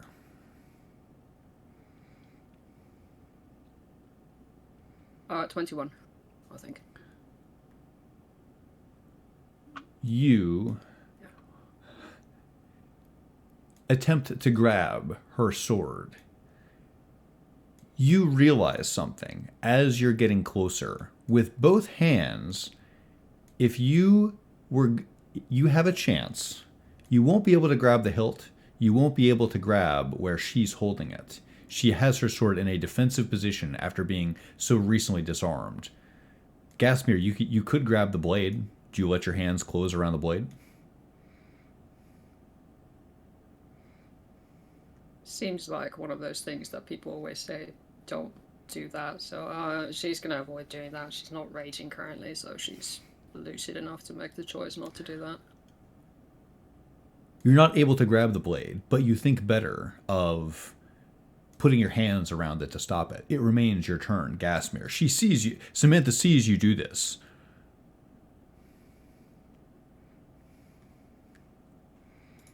Well, I can try again to disarm her with my second attack. And I guess to flavour that, I would try and grab her arm and, like, jam my fucking knee into her arm or hand area to try and make her, like, knock it out of her hand. Your 21 was so close that I think you can do this with your second attack, no roll necessary. You grab her forearm to try to stop her and do so successfully. Your hand tightens around the plate mail that covers her covers her wrist. It remains your turn. You have her wrist in your palm. She looks at you icily, not saying a word. You suddenly hear something in your head. All of you. You hear someone say, "Hello? Hello?" Is it Forbes? It sounds like Forbes. Where Gasmir, is this? everyone hears this. Gasmir, it remains your turn. Mr. Forbes, I'm a touch busy currently. Please try somebody else. And she's going to keep holding on to Samantha's arm because if she can't swing that arm, then it's kind of the same as disarming her, right? So you hope. She has a free hand still. You'll have to see what she chooses to do with it. But you have her sword arm in your hand. The Flaming Fist go. You have exhorted them to get up on their horses and leave.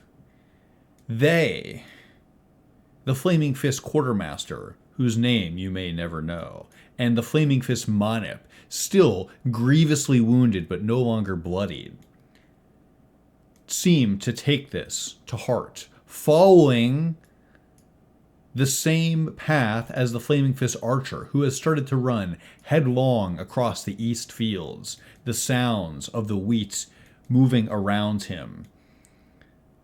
The quartermaster shakily gets up on a horse, certainly not hers.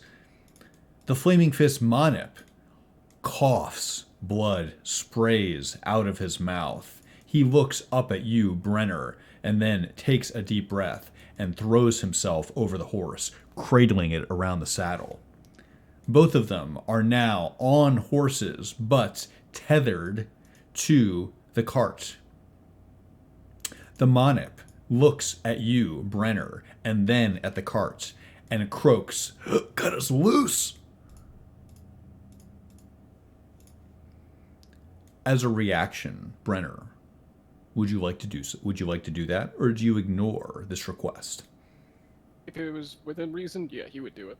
He would draw the arming sword and cut it through. You draw your trusty arming sword and cut through the rope. It snaps pleasingly. The horses, now freed of their tethers, wildly rear. Both of the Flaming Fist soldiers struggle to hold on. Taldred Talton, it becomes your turn.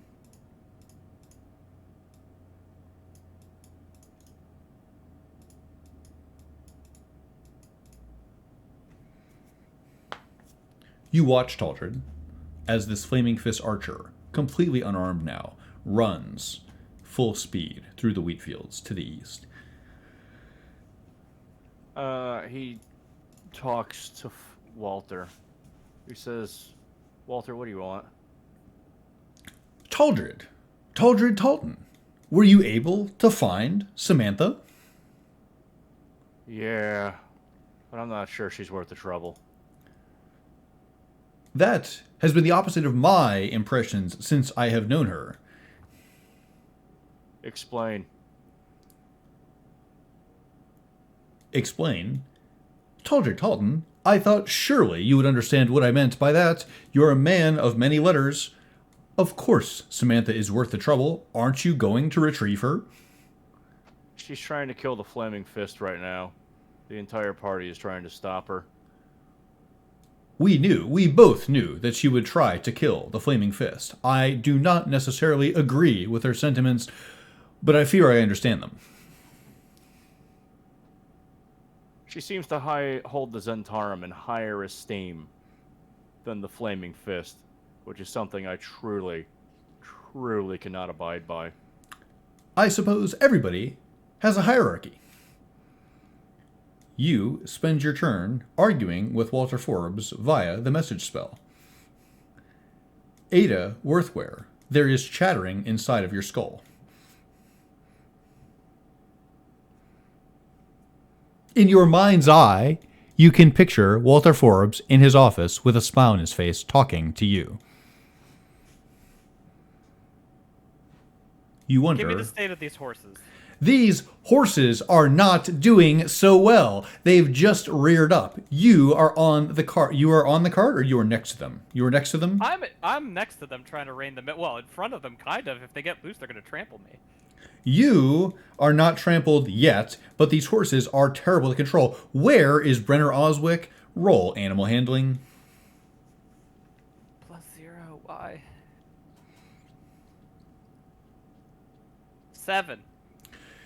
You are creating a bit of a problem. One moment.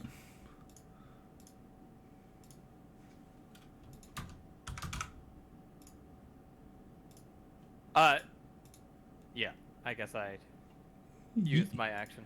No, we're... Ada Worthware, don't be so troubled. You attempt to control the horses. Unfortunately, you only spook them, making the situation worse. The horses pull against each other and then quickly find their rhythm, going not the way you intend. They rush north, getting away from you. They move around the party, doing their best to avoid obstacles. Ada, it remains your turn. I'd like to roll cast sleep on them. How many hit points does sleep affect? 5d8. And I would like to uprank it to get an additional 2d8. Okay, let's roll it. So it's going to be 7d8. Counterspell? Is it going to happen? No, kind of busy. Considering I just got punched in the head. Right, buddy. He does kind of feel a little bit bad about it. 33 hit points. You can target one horse. I'll target one horse. Which one, left or right? The one I was trying to raid. So that would be... I don't know the orientation of the cart, but whichever one I was going to raid in. You do so.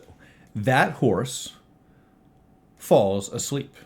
It instantly slumps forward. The rest of the party, you wonder, did this horse just die? Did Ada cause this horse to enter a cardiac arrest or something like that? Did she stop its heart with a systole? The horse slumps forward. The remaining horse neighs, rears up, and starts to move in a circle around the fallen horse. Ada, it remains your turn. Taldrin! The horses! I'm on it. At the top of the order, Euros.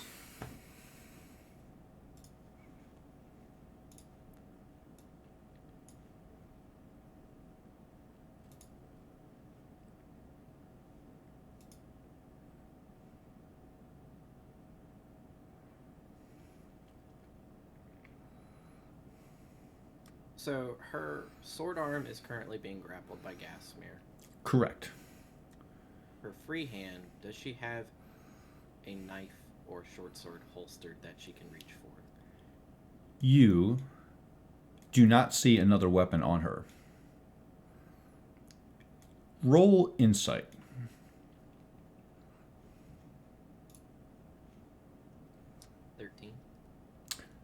It looks like her pauldron is getting pretty close to your face. However, it remains your turn.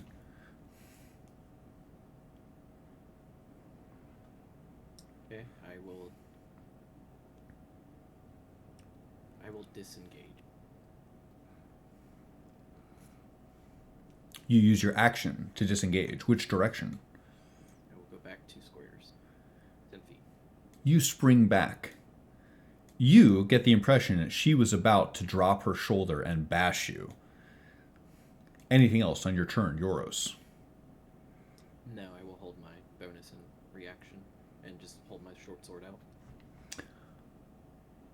Samantha goes next. Gastmere, give me a strength saving throw.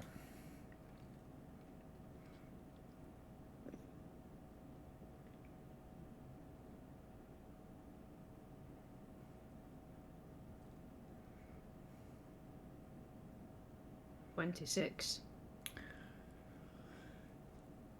One moment.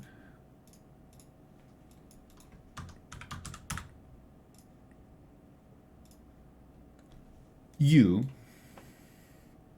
with your rippling muscles, are able to hold Samantha's forearm. Her hand is gripped around her sword, and her wrist is taut under her armor. She looks at you and, barring the ability to move her sword, snarls at you and says, "He fights for the fist. Can't you see that?"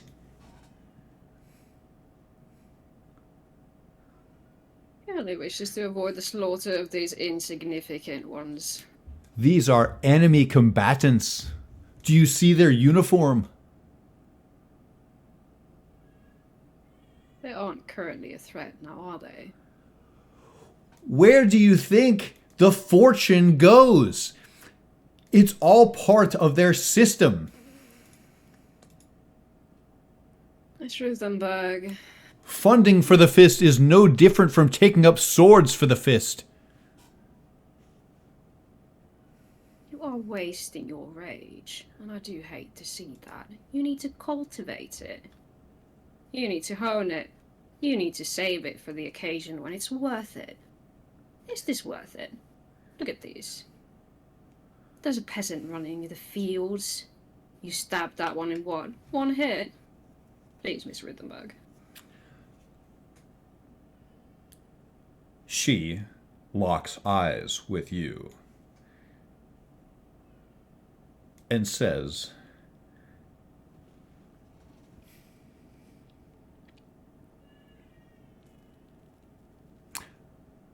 "I think we may have something to teach each other about rage. I would like to talk to you alone later." If you stop this nonsense, you have yourself a deal. She relaxes her arm. Casimir releases it. She looks at the flaming fist. She ends her turn. Brenner, Oswick. Brenner will turn to the 2 on the horseback as he's snapped their rope. Go! He looks back to Gasmere, gives her a very unusual nod, at least directed towards her, as if he's thanking you, and moves towards the horse. You move toward the horses. One is catatonic on the ground. The other one is wildly bucking and moving in circles. Roll animal handling at disadvantage. If only I had a cool little trinket. You do, just not the right one. Just thinking that. I know.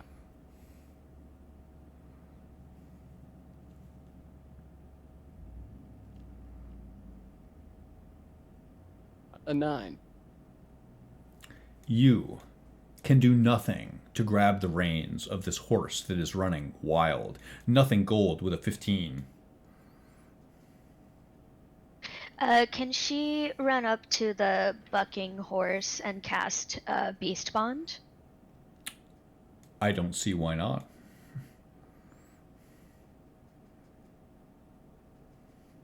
You watch as Brenner tries his best to handle these horses. They are, one is not moving, the other one is going truly wild. So she'll try to grab its bridle and sort of pull its head down so she can put her face against its face.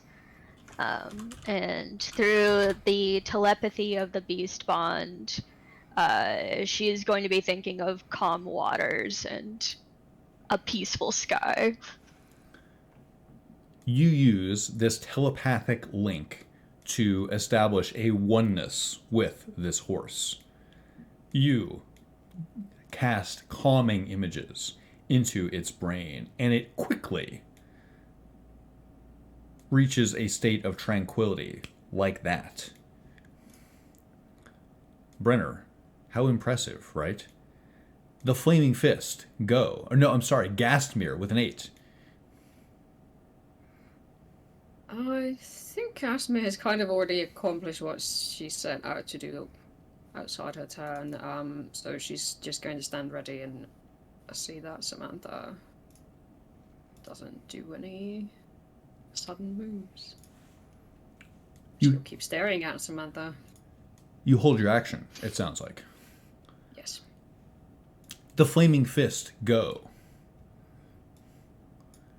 Both are uneasy riders, and these horses are not equipped for this, but both of the soldiers do their best to ride, perhaps in unexpected direction, north.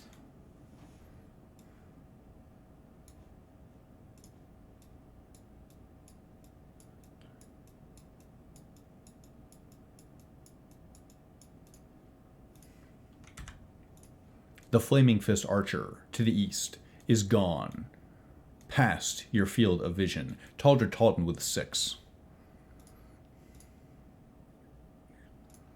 Seems like everything is calmed down. So, Taldred, it's just... But there's nothing more to do, so now he's just curious what the hell was so important about this wagon. So he waddles over to it and starts just... I wouldn't say he's like sifting through it, he's just surveying what is here. You begin to survey the remains of this wagon. The rope has been cut, and the rope itself is tied to the broken frame of a wooden wagon. There are a number of things here in the wreckage. There are common sundries. It looks like some of the necessary things for the keeping of horses. There are several feed bags which could perhaps be repurposed. There are 2 locked chests, one wooden, one metal, and there is a open crate of rations. About this. Oh, As you consider, you hear Walter Forbes in your head. Taldred Talton, it would be best if you gave me an update. Do you have an update? why don't you talk to Samantha?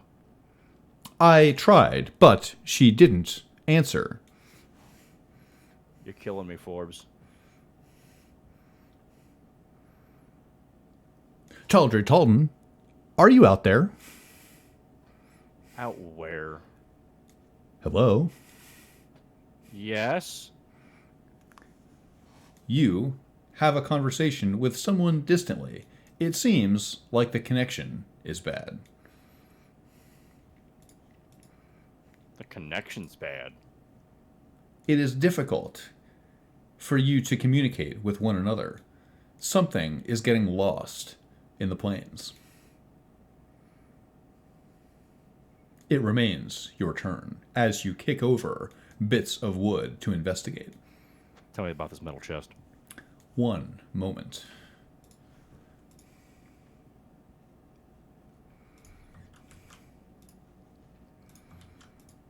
It's in your manifest. Also, did anyone do anything with Lapalesi's sword? Did anyone take it? If you didn't, that's fine. If so, please delete. If no one in the party... It's on Taldred. Okay. Yeah, we disarmed him. Okay, I know you disarmed it. Just I didn't know where his sword ended up.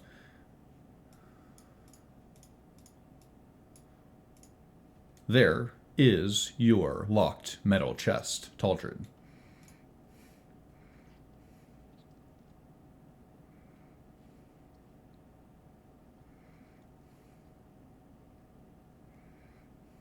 Taldred says to the group, well, shall we see what these people almost got killed over? The wagon was sabotaged, in fact.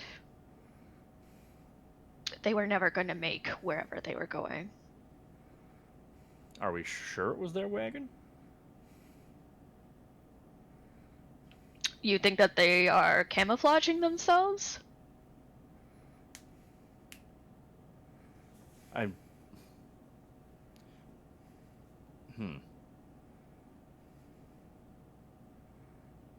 Sorry, across the table at this point, his initiative dropped. Has Samantha sheathed her blade? I think... Okay. You have convinced me to go off of initiative order here, as long as you can be orderly. Angie, you said you could pick locks, didn't you? I can. Do you want to do it right here, or should we get back on the road? Maybe it's best if we don't open it in the cart. We don't know what's in there. What do you think they're laced with traps? It's a possibility. Can Ada cast augury while they're talking? It's an out-of-combat spell, so it takes a while. Like a minute. I would love for you to surge with the power of the Demon Weave and cast the spell. Wonderful. I would like to ask, Is it likely we will be ambushed by the fist in the near future? This is the spell across the table that you you get like a it's like a yes or no answer with a little bit of flavor, right? It's like veal or no veal or something like that. Yeah, it's veal or woe, and you can answer both. And there's a hidden 25% chance that the answer is garbage. Okay, go ahead. I'm curious, who is Ada speaking to when she asks these questions? Great question. Don't ask that question. All right. I think she told us already. Baphomet. You reach out into the Demon Weave to attempt to ascertain dangers that lie ahead of you on the road. One moment, I have to roll something. As this is going on, Brenner does eventually turn on heel directly to Yora. I think I think the 25% garbage only applies once you recast it. Like, it's not on the first one, but when you start You're spamming right. it, then it begins to stick on that. Isn't it more fun that it has a 25% fail chance? I was really excited about this. It's like a logic riddle. You can take that still, I think, but Your answer ferments out in the weave. We'll come back to you in a moment. Samantha is not entirely satisfied with the amount of... Actually, hold on one second. For casting Augury, is that a concentration spell? No. Okay. Somehow. It says duration instantaneous, not concentration. Oh, really? Okay, well, let's resolve a couple things then. I think the sweep spell wears after off after 1 minute. The horse on the left gently, shakily, with a unstable gait, gets to its feet. Samantha glares at you, Gastmere. You wonder what it is that she wants to talk to you about. Taldred Talton. Will Forbes please leave you alone? Ada, Not a goddamn chance. Ada Worthware, you get your answer. No, whoa. No, whoa. The act, Like the two words. the action is with the party. Can I request a fiver? Yes, it's 7 o'clock. Let's do that. Let's come back in 5 minutes. Okay.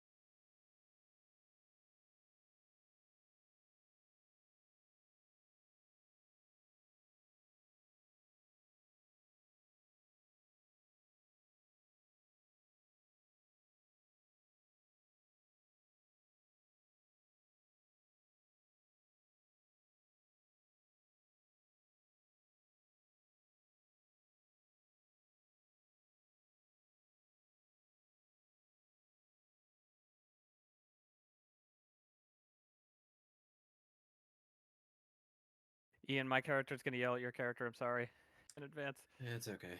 What's new? I hate yelling at characters.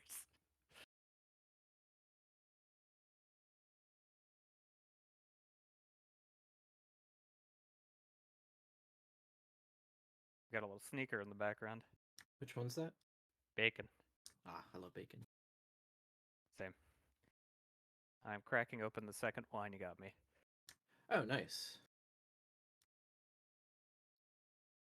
Yeah, I haven't cracked open my bottle of wine I bought myself yet. I probably will later tonight.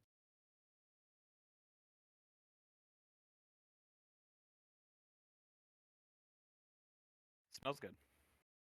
It is good. It's blueberry. Actually, I'm gonna go put some rum in this drink real quick.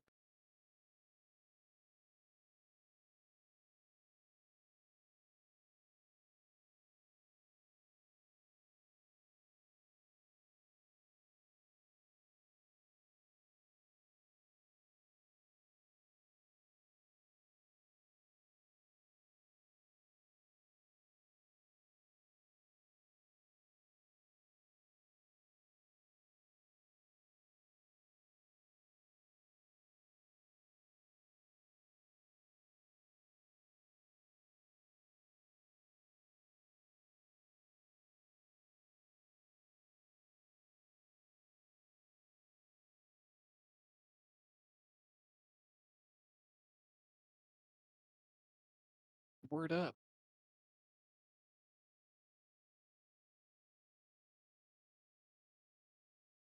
I love that you were just talking about this last weekend, where the Elves and Emotions party explicitly spends the entire first turn doing nothing. Oh yeah, first round of combat is always just negotiation. Action economy 0. By the way, I used you as an example to Evan in our other campaign. Who, him or me? That you are. What'd you Who, say? him or me? Fulmar. Oh. That the sad soldier archetype is like one of two archetypes. That's like baby's first character for men. You know what I mean? And you are currently playing a sad soldier, and I gave him the advice: if you're playing a sad soldier, you have to go out of your way to express your pathos, because ain't nobody's gonna talk to you otherwise. Yep. You know what's funny is this is my first sad soldier. I In can tell. 24 years. Oh, thanks. No, it's not like that. It's that like your affect is so like thespian, and He's more sad than usual. I think this is out of your comfort zone. That's what I meant. A little bit. Not that you're not doing a good job. I used you as an example.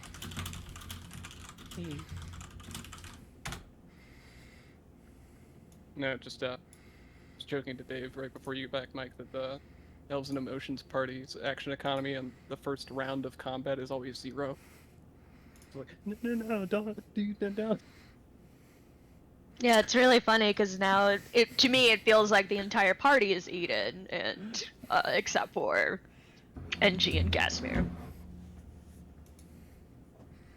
There are times when I miss grinting out. Oh yeah. I can tell. Life was simple then, wasn't it? It was.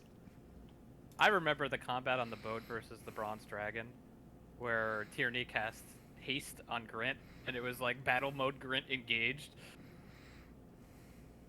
Sorry, we don't do that around here. Yeah, we don't. All I know is, out of every character that I've seen played in these campaigns up to this point, Haste Grint was probably the one, even if he's only like level fucking 4. That's the one I don't want to fight. I don't want PvP coming up there. Definitely. We would literally rather fight 4 Drow than Grint. Well, they made the mistake of grouping up. They made the mistake of being in Fireball range, existing on the same plane as Fireball. It turned out to be a huge tactical error. They were also being weirdly grabby towards Euros. That was no good. Have you seen Euros? He's worth grabbing. He is an absolute himbo. I've never actually zoomed in on your character portrait. Does yours actually have like the goatee and mustache? He does now. Cool. It just wasn't part of my headcanon for some reason, and now it is. Now, in the beginning, Mike deliberately said that it looks like Yoros is growing a goatee from being on the road. I always assumed that Euros was incredibly handsome, like because he just gives off like this huge lunk vibe. He has 20 charisma. Well, I believe it. He's just dumb. And that's how it balances itself out. Yeah, exactly. He is 10 int. That's like average. I thought you'd have like a -2. Across the table, Brenner also has a 10. Oh, well. So does Taldred. Well, I play it like it's lower. That's acceptable. I play it Mine's like it's 20. slightly higher. So okay, so... Yeah, I'll explain it later.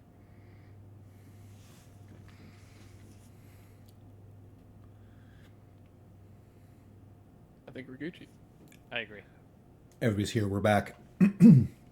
You find yourselves here on this dirt road in southern Cormyr. On September 4th, the sun moves through the sky. We're now getting into mid to late afternoon. Samantha is staring daggers at Euros, but sheathes her sword nonetheless. Euros and Taldred, roll an Arcana check.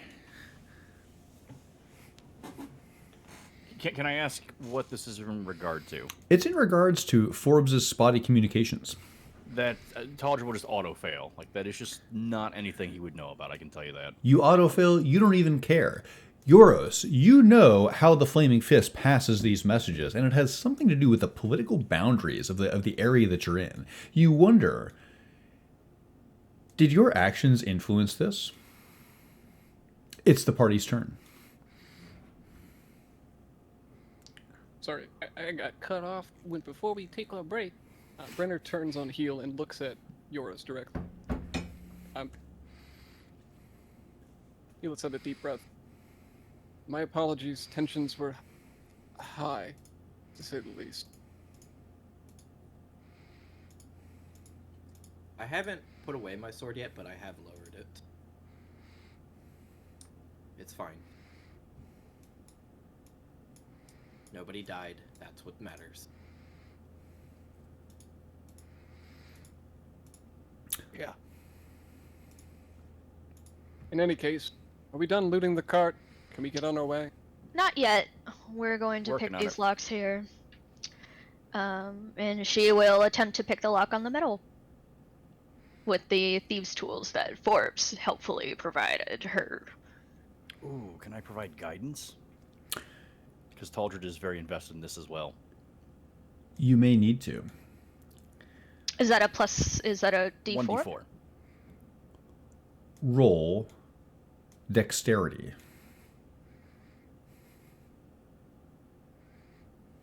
If you're proficient with them, you can add your proficiency. She is.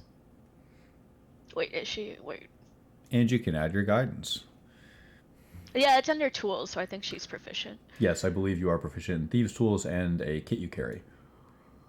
And tool expertise means I can double proficiency with a tool. Oh, as an artificer? Yeah, that's her whole shtick. The casting That's implement awesome. is also tools. It's weird.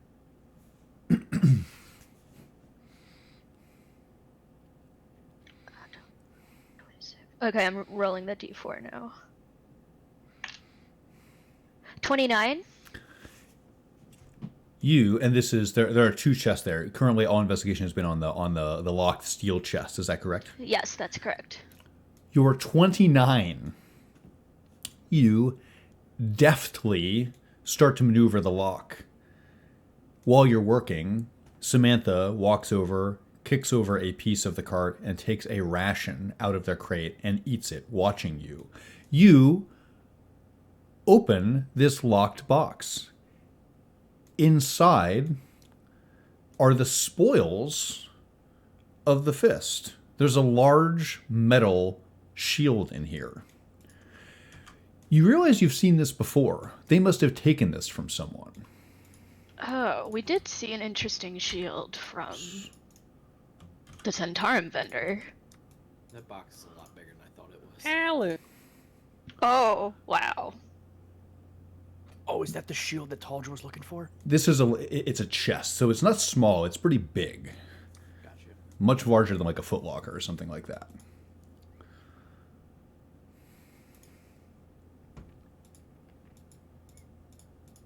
That's all that's in here? That's all that's in there. That's all, she says. I mean, she picks it up. She looks underneath it. She's like, ugh. Yeah, no, And- like Taldred is totally like hovering up from behind to go like check for secret compartments. He's like, shake it out, come on. Here, you seem to know what you're doing with this chest. Why don't you check it out while I pick the other one? Yeah, Taldred gets in there. Do I still have Anyone? guidance? It's I Figure believe so, out. yes. Sorry. What'd you say, Lat? I believe less than an entire minute. Let's see. Okay. You better work quickly. You have got Taldred will give it to you again, and for the next one, and then he'll begin looking inside this box. You look in, 20. you look inside the steel chest and find nothing else, Taldred. You realize, with a sense of distant shame, that this is stolen property. From the Zent. That's right. Yeah, I have a feeling Taldred ain't feeling that shamed. You feel nothing. Nothing gold. You are attempting to, as Samantha Ruthenberg watches you, open this secured chestnut crate. Is that correct? That's correct. I rolled a 29. A 29. You easily, again, defeat the lock. You Who definitely beats Roger Dale? you definitely maneuver to pop the lid right off in under 30 seconds. You defeat the simple locks on these chests immediately.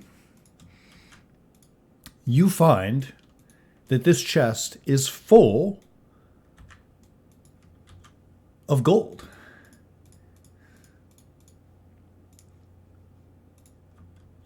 As soon as she opens it, Taldred smells it. He goes, and he just like looks in her direction. It smells fresh. Oh, that's the This- best kind. This is a lot of gold. Very conspicuous. This chest is really full of it. She'll pick it up, and so her bag has a false lining. So if you look into it, it looks like a normal bag, but she'll brush that aside, tip the chest into it, all the gold into the bag of holding. Please track it. Please delete it once you've updated your gold total. Does that make sense? Taldred, you watch as this beautiful, fresh, flaxen-colored gold is just poured into this bag of holding. Taldred's like, I could hold some of that. Oh, nope, there it all goes. Okay. No, you have an appointment with the bank, don't you? Oh, wait, did I know that? She would not know about that. Okay, never mind that.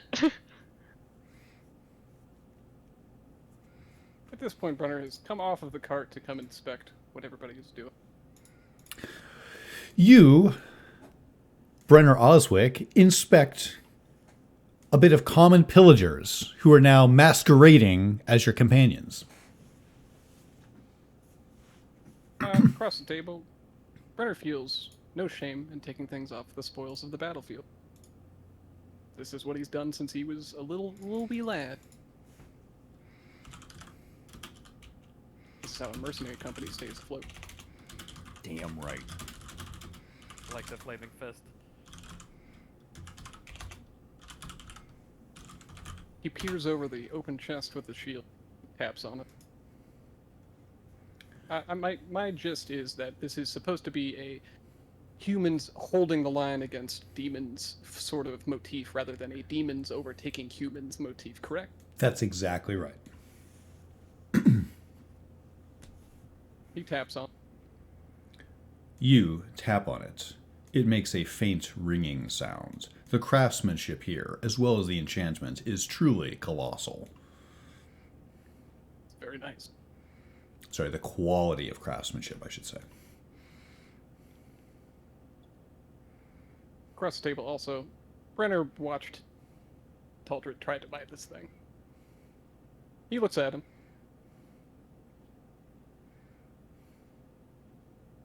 Not much you're gonna defend yourself from a fence post. He straps it to his arm.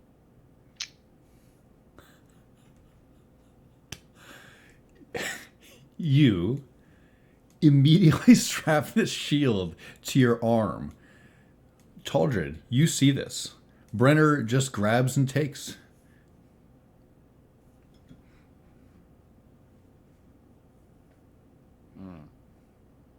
He does like Brenner.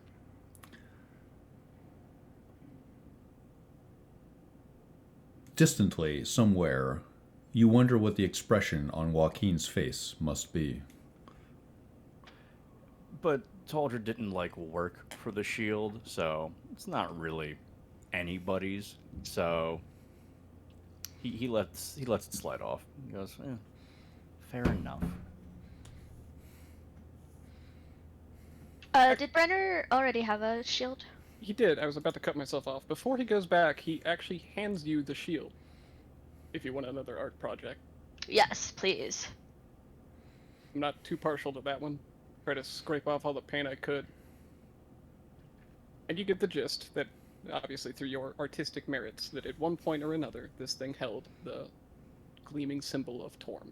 It has been meticulously over time scraped away with some sort of steel wool equivalent. Shoddily.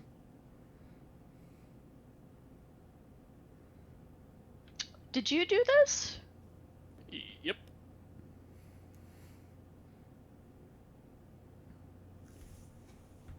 Is Nothing Gold's face judgy? No, it's more intrigued. Like if you look like a Jackson Pollock, like what is? This is certainly an expression of something. It is rough. But I will deliver that shield to your inventory on the manifest. Can you deliver to me the state of Samantha Ruthenberg? Is she just... She is watching Brenner Oswick trying to piece together, letting the Flaming Fist go, but then taking their things. She looks... Go ahead. Is anybody in the party tending her? Or is everybody just looting and pillaging? What about Gasmir? What's Gasmir doing? Well, if you want somebody who's looking judgmental, that would be Gasmir. Who are you judging? It seems to be kind of at the party as a whole. Ah, just a vague, judgmental blanket. Got it. Yeah.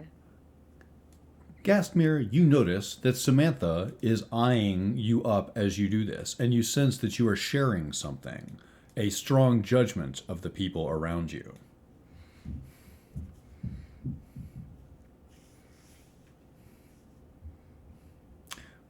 What's Euros doing? Walking back to the cart. I don't want anything to do with the loot. I'm going to intercept Euros. You got a long way to walk. Yeah, well, I'll walk that distance.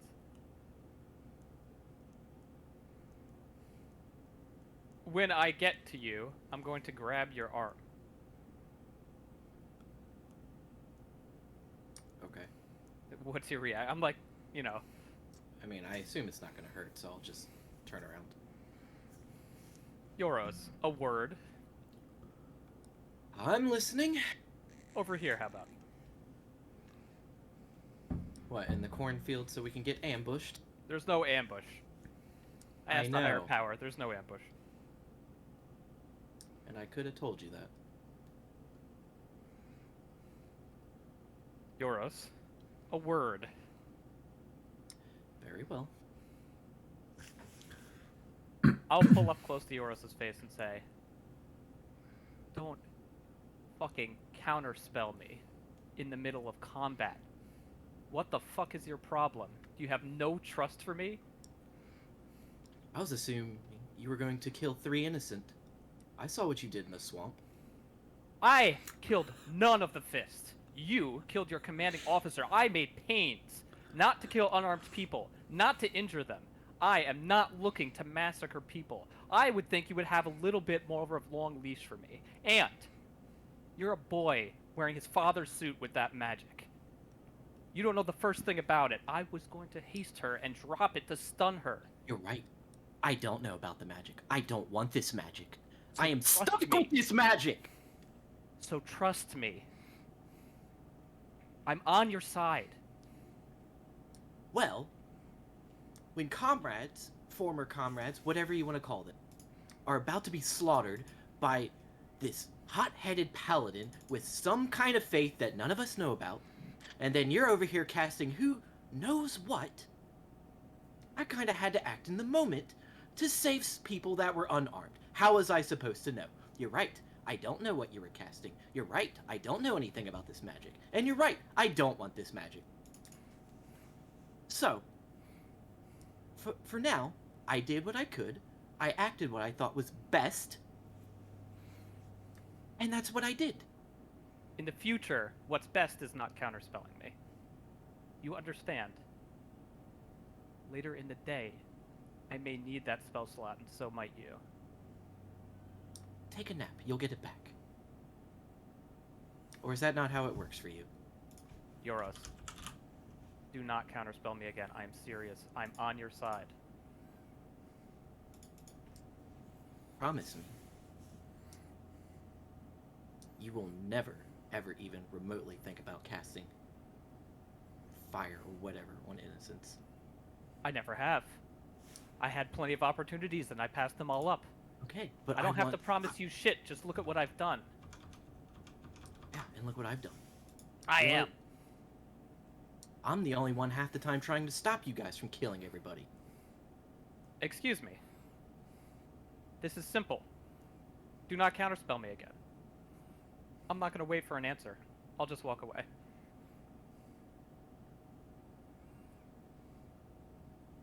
Just turn around, look at the cornfield, and just scoff.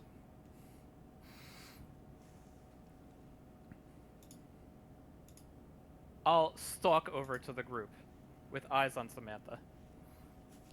She glowers back at you. Nothing Gold looks over towards Gasmere, like...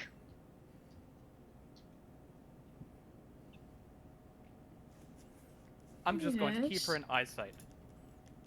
I'm not going to make a hostile maneuver. I'm just going to stand there with my arms crossed staring at her. Like a disappointed aunt.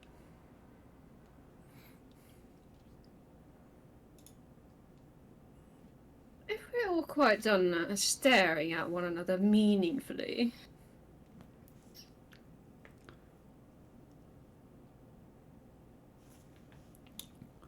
I see we aren't. Well, carry on then. She turns around and just kind of goes back to the cart. You find that there is no shortage of people in your proximity here who are interested in staring each other down aggressively.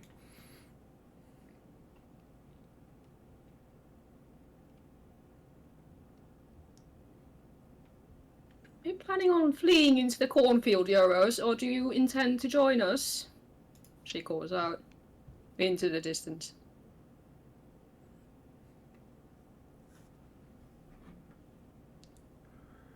I'll just take a giant swig of water from my thing and just head back to the cart. It's not too late to become a farmer. Trust me, I would love to be a farmer. What would you grow?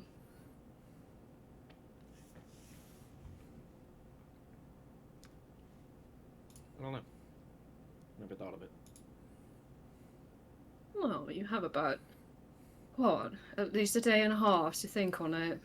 It's going to be a boring journey. Let's hope. God, I hope so. As you comment on the boringness of the journey, you realize that Samantha is taking a couple of the rations off of the Flaming Fist cart and stuffing them into her small bag. Wordlessly, she follows. I'll wait till she passes, and then I'll get in the cart. She looks at you over her shoulder, but follows alongside the cart.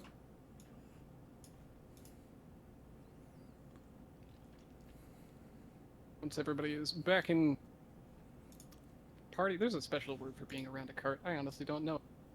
Brenner will lead the cart down the road. You do so. Like how the cart just zooms away and everybody's just sitting there. And it's kind of hard to bind everybody to it. The road curves west, following the natural grading of the hills. The sun eventually settles in the westward sky, and a little yellow window pane or two in the distance is most of the illumination that you see. You pass other travelers, an adventuring party of 4 wood elves, a pair of human fighters that have never heard of you, Taldred, two young women with oxen pulling a cart, buzzing with bees, heading south to overwinter somewhere warm. As your wagon wheels grind the dirt, a radius of crickets around you is quiet, and they wait to sing again until you have passed. Eventually, the road curves downward, and you find yourself with a grapevine field to your left. The vines are arranged in straight rows, and to your right, there is a swaying forest and a marshy pond. There is a structure up ahead. There are large windows facing the road. Inside, there are the sounds of conversation and glasses clinking together. The smell of crushed grapes is strong, and you hear a horse whinny in caution as it senses you. How long has passed? What time of day is it? 1 moment, Ada Worthware. All your questions will be answered.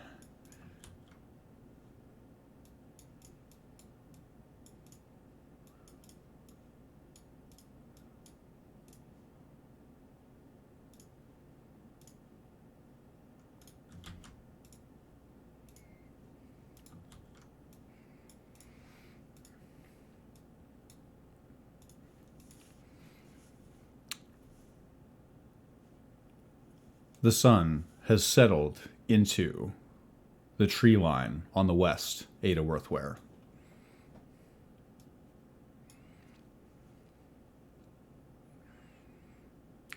The actions with the party. Seems like a nice enough outpost.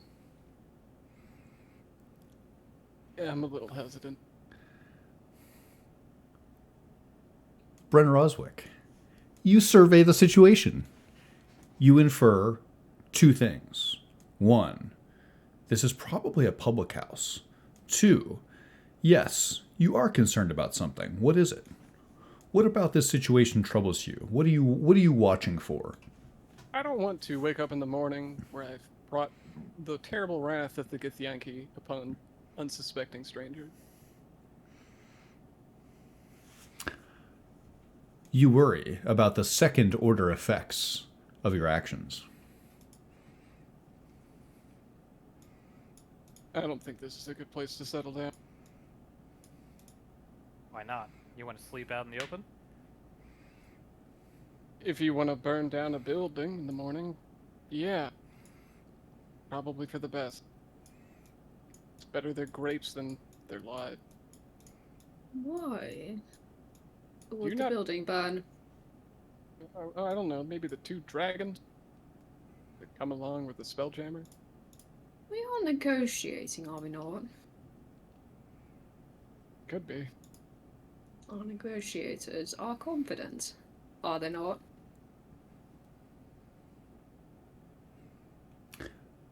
She's staring at Taldred as she says this. Taldred is so damn tired, he just doesn't hear it. You notice that Samantha is checking the horses for something. What is it, Miss Ruthenberg? Better get closer. She's not going to hear that. She's looking for the livery of the Flaming Fist. I think she's checking to see if they are saddles. Oh, there's horses. Yes, I am looking at the map now. You express these things. She looks over at you, and you overhear Taldred's comment about the livery and Nothing Gold's comment about the saddles. And Samantha nods at you as if it's both of these things.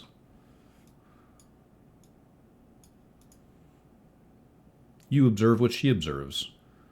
These horses are saddled, but they have no Flaming Fist insignia. from inside, you can hear the sounds of conversation. Taldred, you see the grapevines to your east, in perfect orderly rows. Against my best interest. I'll admit Taldred is exhausted. He said so much. It's better you have a level head on your shoulders in the morning if you're going to talk him down. He hitches the cart to wherever the post is. Also, we don't have to sleep here, but it would be nice to get a fresh meal. A hot one. You realize something, Brenner Oswick, as you hitch the cart. This public house might not have 7 beds on such short notice. Best not to overstay your welcome. Fair point. I'm going to assume that the second gas me on the map is like some kind of an oopsie and we're not being waylaid by a doppelganger. Sorry, my mistake. But what if it was? Yeah. Concern. The meal sounds good either way. The road beckons west as well. This road goes down the natural grading, venturing southwest. Far to the south, you think perhaps you can see the moon reflecting off of a body of water. Could be a river, could be a lake. Hard to say. Brenner pointed out. Not the Sea of Stars, you know that much. In either case, Brenner will point it out. We could sleep there.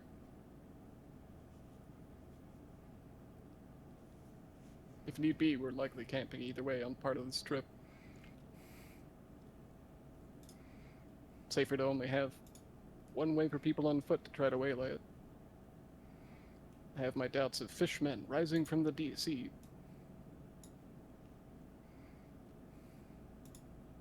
As you wish.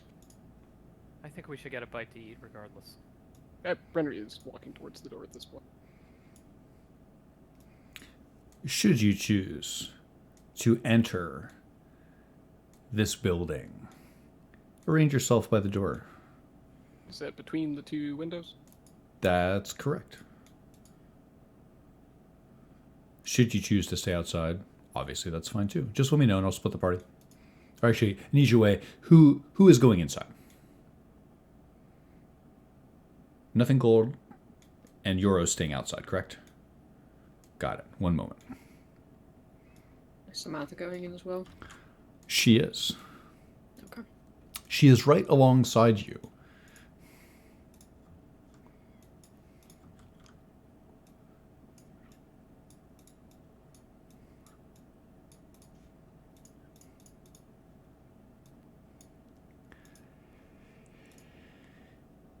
You find yourself somewhere new. This is a winery. The smell of grapes permeates throughout, and the cozy interior here looks like a cover for a hostel.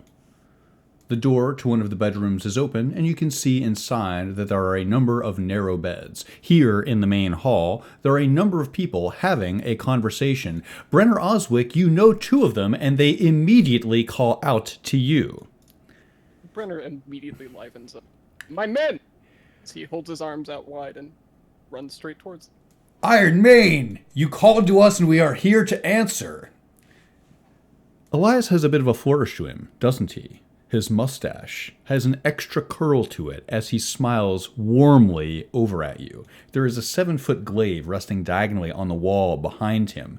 Drink with us, Iron Mane! His companion, and your companion as well, calls over to you. It's Sala. She's not wearing enough, either for the season or for her fighting style, and her crimson skin looks rough and scarred. Oh, Undane sends his regards. You notice several other things occurring at the same time as well. The proprietor looks over at you, Ada and Taldred, perhaps sensing where the money is in this party. Samantha is walking past all of you toward someone she seems to know in the corner. She approaches an armored figure sitting at the head of the table, and their gauntlets crunched together with a handshake. There's a dragon's head helm sitting on the chair next to him, and he moves it for Samantha to sit down. the actions with the party. Brenner bellows out something along the lines of, "It's good to see you." He gets the closest drink that is near them, turns back to the party. "Don't try to drink her under the table. She'll win." Sulla laughs, and you get a sense of how burly this tiefling is. She must be at least 240 or 250 pounds of pure muscle. He circles around the table, sits down to drink, eyes Elias directly as he takes the drink and looks to Samantha. You take a drink off of the table. You and Elias share a moment. He's thrilled to see you. It's been months, and he can't help but give you a fraternal grin as he stares at you. You look at Samantha, who's having a quiet conversation with this person that you infer must be a purple dragon knight. They're whispering to each other like they both know something. The proprietor is looking at the two of you, Ada and Taldred. Taldred approaches, and he puts 2 gold pieces down on the counter, and he says, "Whatever they want."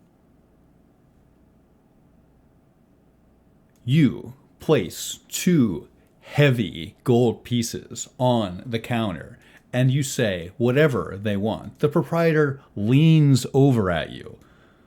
"Oh, this is great that you're here. It's a good night for guests.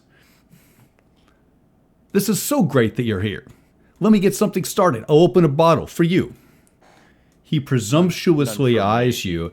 Yeah, Taldred waves it off. Says, "None for me." He presumptuously, you wave at him, but he's already going, no, and starting to pour wine.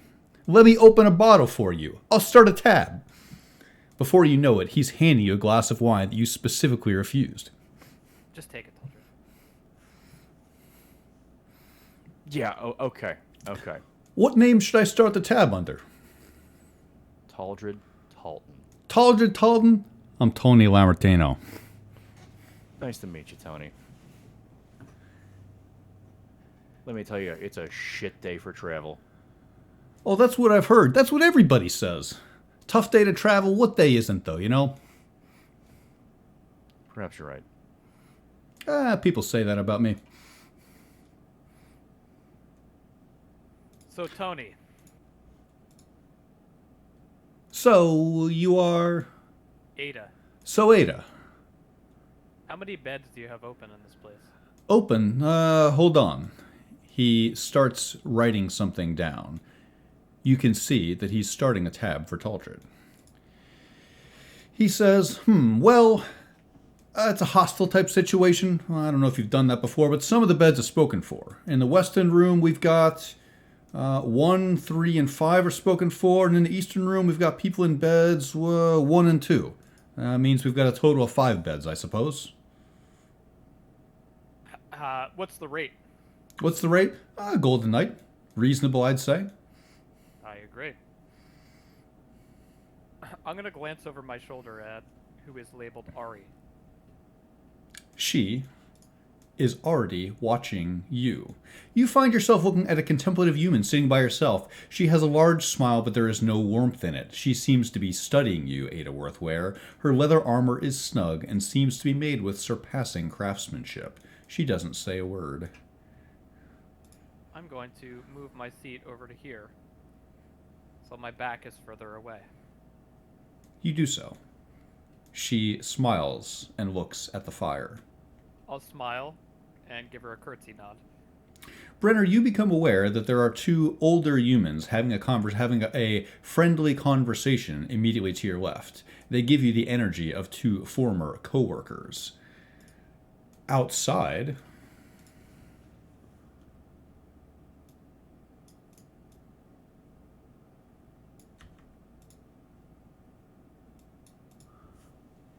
nothing golden euros.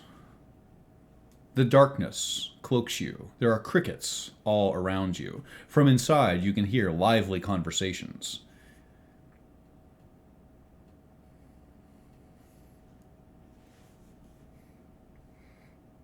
I will eventually get off the cart and I will start my patrol as I always do when we stop at a place. Roll perception. .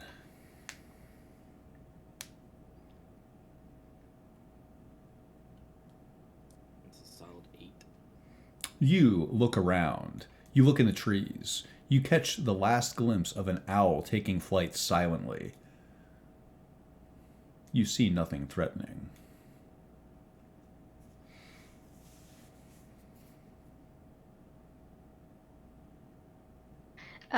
So nothing gold had not touched any of the roots or the nuts that had been provided, left in the cart. And so she's standing out here with a small jar that smells so pungently sweet that Yoros can probably get a whiff of it as he passes by. And she's just sort of like tipping it up.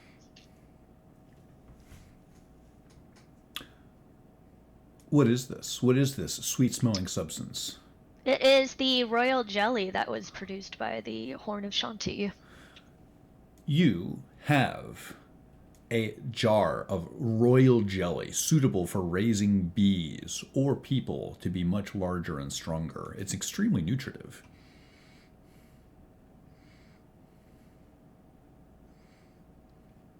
The horses nicker and look over at you with interest.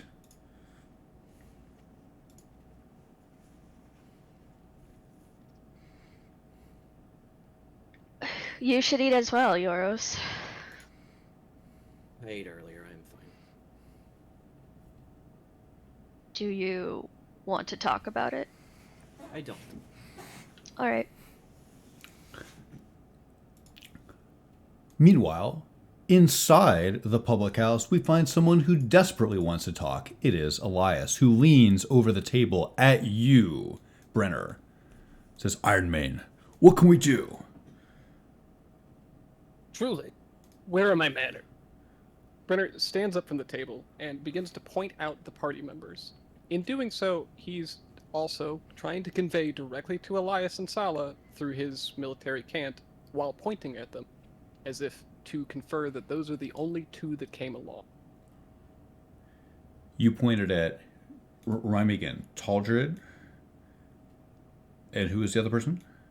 Ada. Across the Taldred table. and Ada. Got it. You point at you to your companions, to your members of the Oswald Company. You point out that two friendly creatures are Ada Worthware and Taldred Talton. I'm actually trying to communicate and confer with Elias that only Elias and Sala have come. Yes, you attempt to ascertain, are they here themselves? Did anyone else come? With a measure of regret, they explain to you that members of the Oswald Company are dispersed throughout the country, and this is all you have so far. But who could refuse a tiefling monk and a powerful fighter at your side? He knocks on the table abruptly.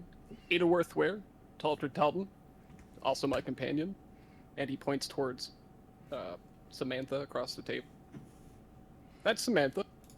You know. As he makes a motion to caution with his military cant.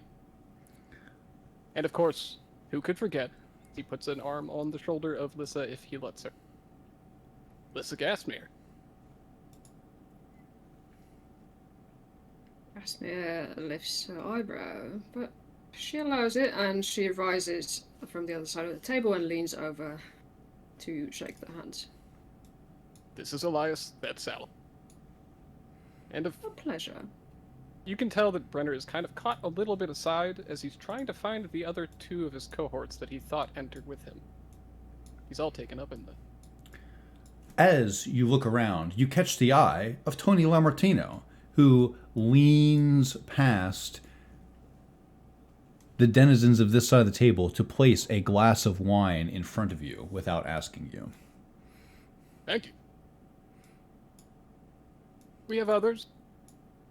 I don't know their particulars, but likely outside. In terms of what you can do for me, Elias, your presence is all I could ask for. We're riding down, as you know. Just follow in suit. Riding where, Iron Mane? As I've told you, to Cezanne. What you didn't tell me is why.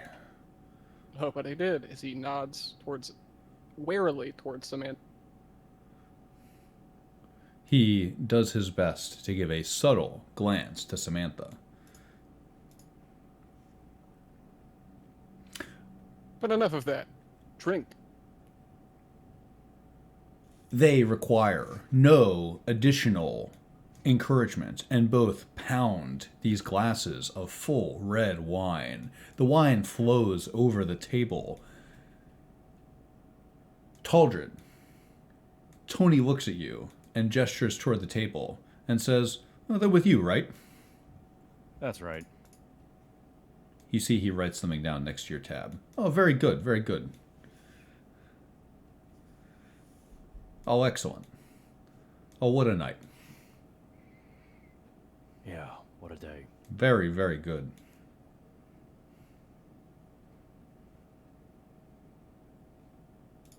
Smith turns once the others are busy drinking. Gasmit turns and tries to get Brenner's attention. At this point, Brenner is a lot more lucid than he seems. He would pick on this immediately. Are you certain that you wish for your companions to follow us instead of perhaps heading north to help with the city that we've left behind? Two more eyes can't follow more than one. As he nods towards the man. That's what they're here for. Smith is doing her best to hide her conversation from you. Her and her Purple Dragon Knight companion are looking at the party warily. The Purple Let's Dragon ruin Knight. Samantha's day because Gasmir is turning that way next. And goes, Miss Rothenberg, would you like to introduce us to your companion? They look at each other, and she says, "No, I wouldn't, but I will anyway. This Oh, wonderful. This is my former captain, Evan Spanbauer. He's a Pleasure. It won't be a pleasure for long, I suspect. He's not known for his..." Evan snorts. "His demeanor." You get the impression that these two are thick as thieves. Gastmir. Evan looks at you, and you look back. Would you like to divine his state with insight or medicine? I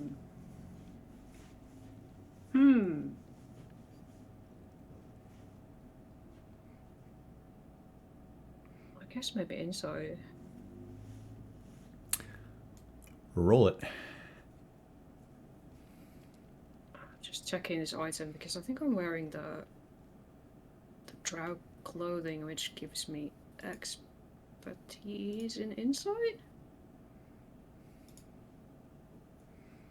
which makes it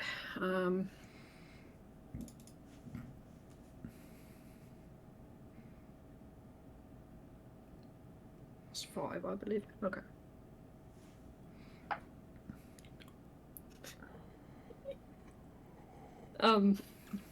That's a solid 6.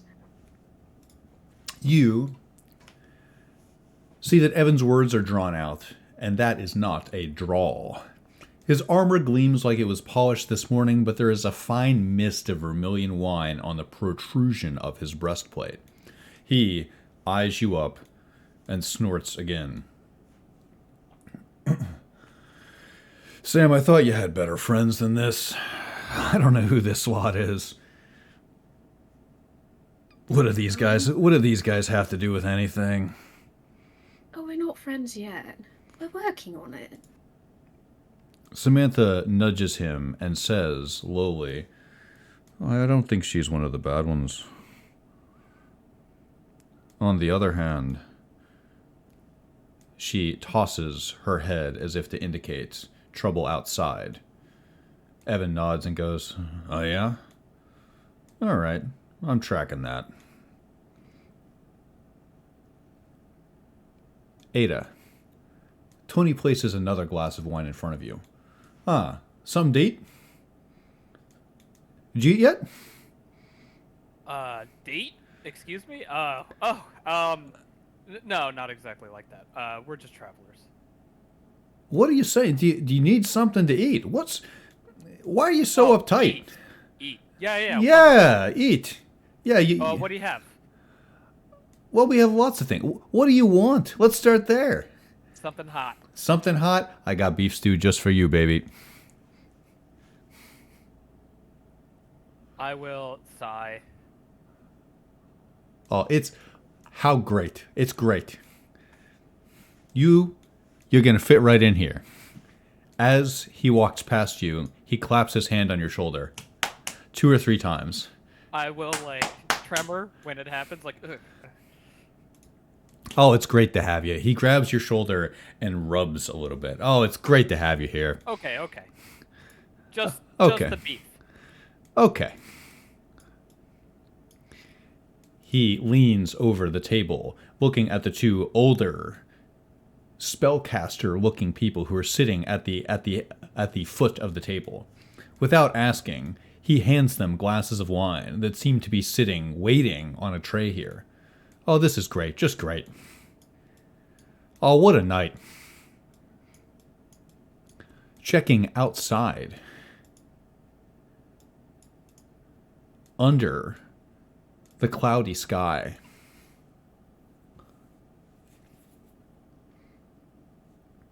Nothing golden yours. Yoro smells stew. You do. The wonderful scents of freshly made food are emanating from the structure. Or is that nothing? Or is that something Nothing Gold has in a jar? It's all hard to tell. It all runs together in your mind. She's unhitching the horses and getting their feed bags out and making sure that they're being tended to. You do something that no one else seems willing to do, caring for your beasts of burden. People love the horses when they move the party along, but as soon as they find a destination, the horses are left out here, forgotten. It is hard for you not to notice this disparity.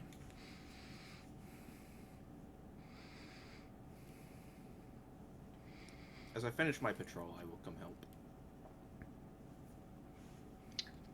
You seem to like animals.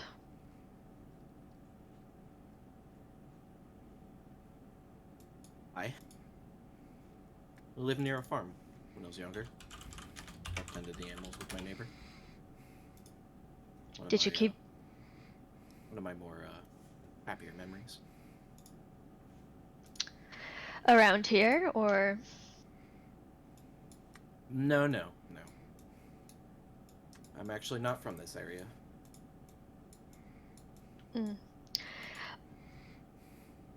I'm from a little southwest myself. It wasn't until I came to cities that I saw horses. I'm more partial to deer.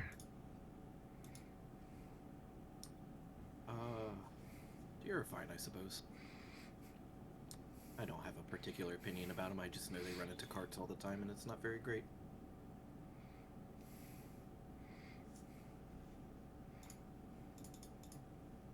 But no, I grew up on a small little stead out in the mountains near the coast. Are you an only child? No, I have a sister. Older or younger? I have 3 of them. She is younger. By 2 years. I ended up in the military. She's in an artisan's guild. Oh, is she? She is. You should introduce me sometime. Wherever down that way I will. She is quite good at woodworking. It's honestly fascinating. She kind of her expression kind of twists at woodworking. It's like very subtle, very fast, and before she puts her customer service smile back on. But I mean, growing up in the mountains with trees, I mean, that's what she did. We didn't have access to pigments. I mean, we couldn't afford metal. So, what it was. Yeah, we used to get artisans who would come to our grove looking for special wood. When it comes from dryad trees, it comes with enchanted properties, but it has to be freely given.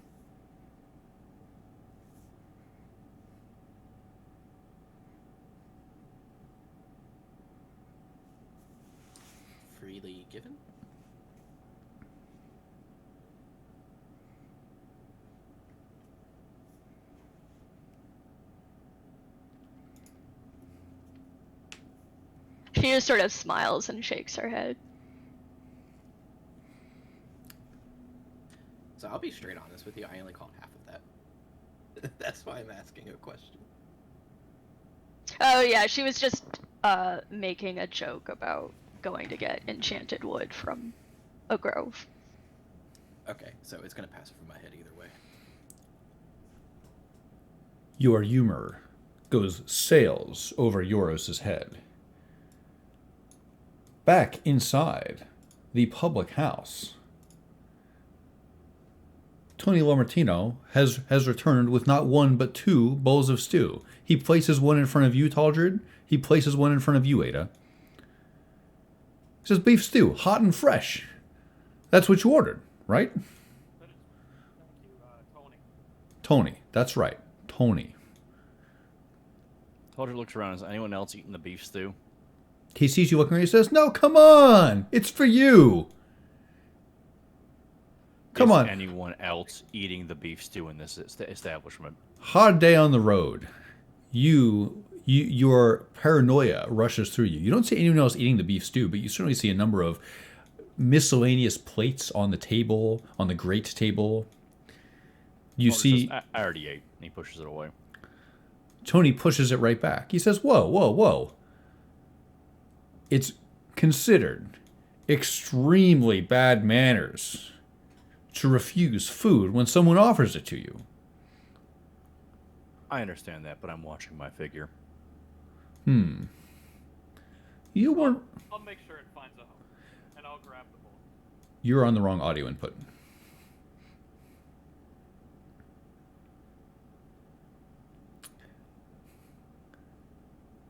Tony seems concerned about this. Says, not a Welcher, are you? You're not gonna... What? Don't worry about it. We're harmless. That's not what he's asking. And Taldred holds up the sack of coins he has and jingles it. That is what I was asking. See, this man knows which side the bread is buttered on. Yeah, bread. And you didn't give it to me. Bread? As you wish. No problem. Tony Lamartino walks off. I'll be wary of his arm on my shoulder, and I will kind of look at him and try and dodge it as he passes. When you look at him and try to dodge it as he passes, he gets the wrong idea and kisses you on the cheek. Oh, no, This- I don't like that. It's great to have you. What a great night. Brenner, you are trying, speaking of bread, you are trying to break bread with these integral members of Oswick Company, people you have shared big pieces of a lifetime with. But this old guy to your left is intent on having a conversation with you. He turns to you and says, "We were just in the ruins of Emersey." The woman to his left looks at you and nods. "I'd love to paint them, but I didn't bring my paints." Oh, He says, She didn't bring her paints, but we were looking for the library and we couldn't find it anyway." He flutters his hand at the air as if to dismiss this thread. something perks up in Brenner as she mentions paint. I've got a friend. He stands up, proudly displaying the emblazoned radiant lion on his back. She's just outside. She might be able to help you. "Oh." The woman looks, she closes her eyes and shakes her head rapidly. "Oh, we don't want to be any trouble. It's not like that." I'm sure she'd be more than willing to help you find some paint. "Oh, Go." it's just a vacation." Brenner sits back down, kind of upset. In any case, I've been to a recent little haunt, sailor. You'd be surprised the state of things there. She looks at you and leans down on the table, showing off her upper body musculature, and says, "Oh yeah?"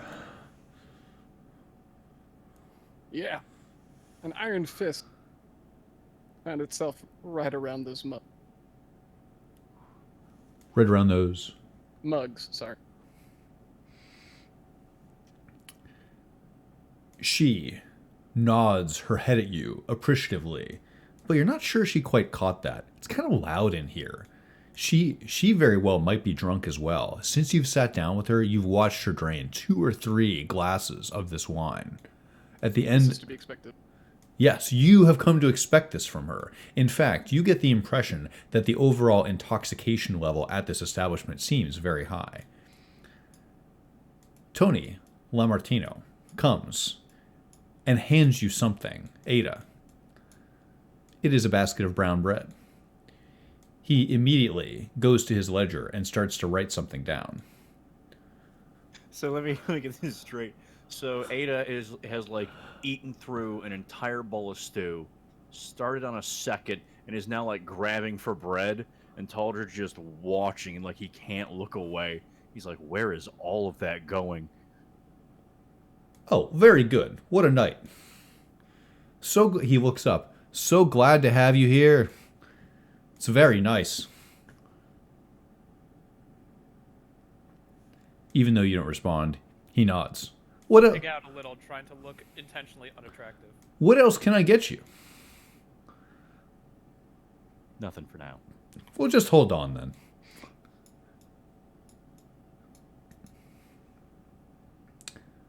Gastmere. Tony Lamartino leers across the table at you and Brenner. What can I get you? Some wine? 2 glasses coming right up. He walks away. Yeah.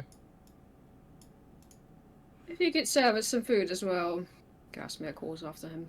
He calls after you. Absolutely. How great to have you here. What a night. Yes. Wonderful. He quickly deposits 3 glasses of wine on the table. The owner of the third is left, perhaps deliberately a mystery. Taldry Talton, roll insight.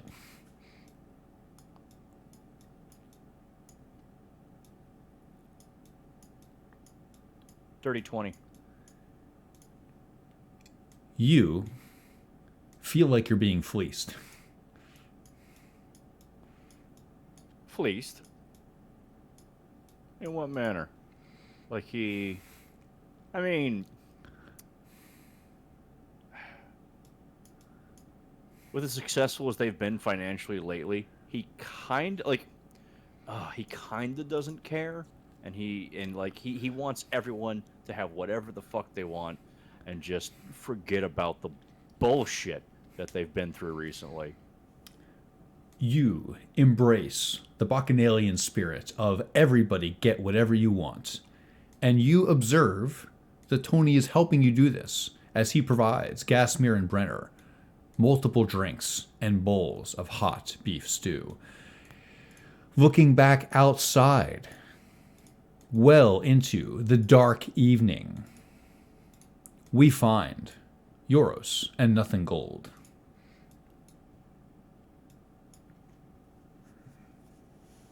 That stew smelled real good. I can hear your stomach growling from here. Can I give you something to take inside? If you tell me what it is. I'll tell you what it is.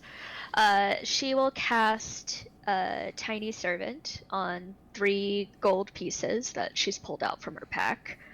And these little vine twigs will curl around them, emerge with little butterfly wings, and they become animated.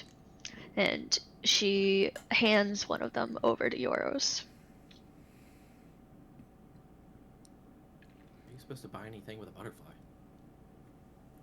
Just put it somewhere, it will keep watch for us. A sentry, it doesn't need to sleep. Yeah, but I'm gonna walk inside and they're gonna see the guy in the, the fist regalia and then just set a butterfly somewhere. That's not gonna look weird. Aren't you used to passing by unnoticed? She stares at his armor. I don't think it really goes unnoticed. But alright, I will put your butterfly somewhere. Thank you. And if you feel like coming back out with wine at some point, I wouldn't say no.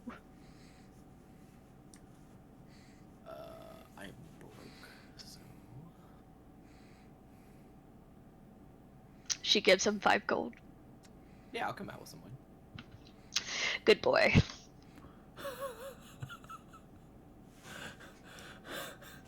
Real quick before I head inside, I'm just gonna send Brenner a message. And I'm just simply gonna ask, is it Flaming Fist safe in there? Probably not.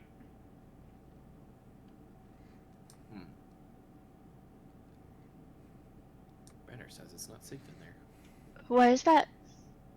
Oh, sorry, to Flaming Fist. So, Oh, I have an extra cloak if you need it. I can just turn my tabard around. You have a feeling that unless completely unarmored, you'll have a hard time concealing your true allegiance. Correct. So the best I can do is, like, the tabard on the back is blank, and then I can just take my insignia off and just kind of flip it around, and then my cloak should cover up the back if I'm careful. That's the best I can do. While also simultaneously still covering my armor for the most part.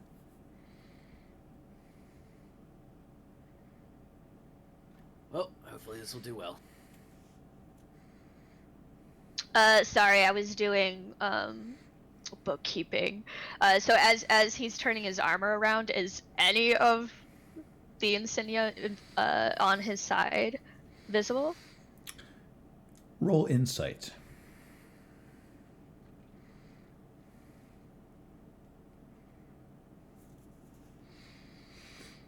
Eight.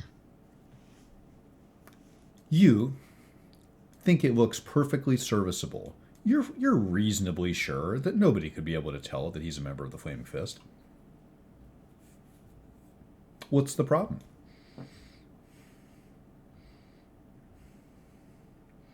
Yeah, looks good enough. You're an artist, so I trust you. I wouldn't. Okay, and I'm just gonna head inside. One moment.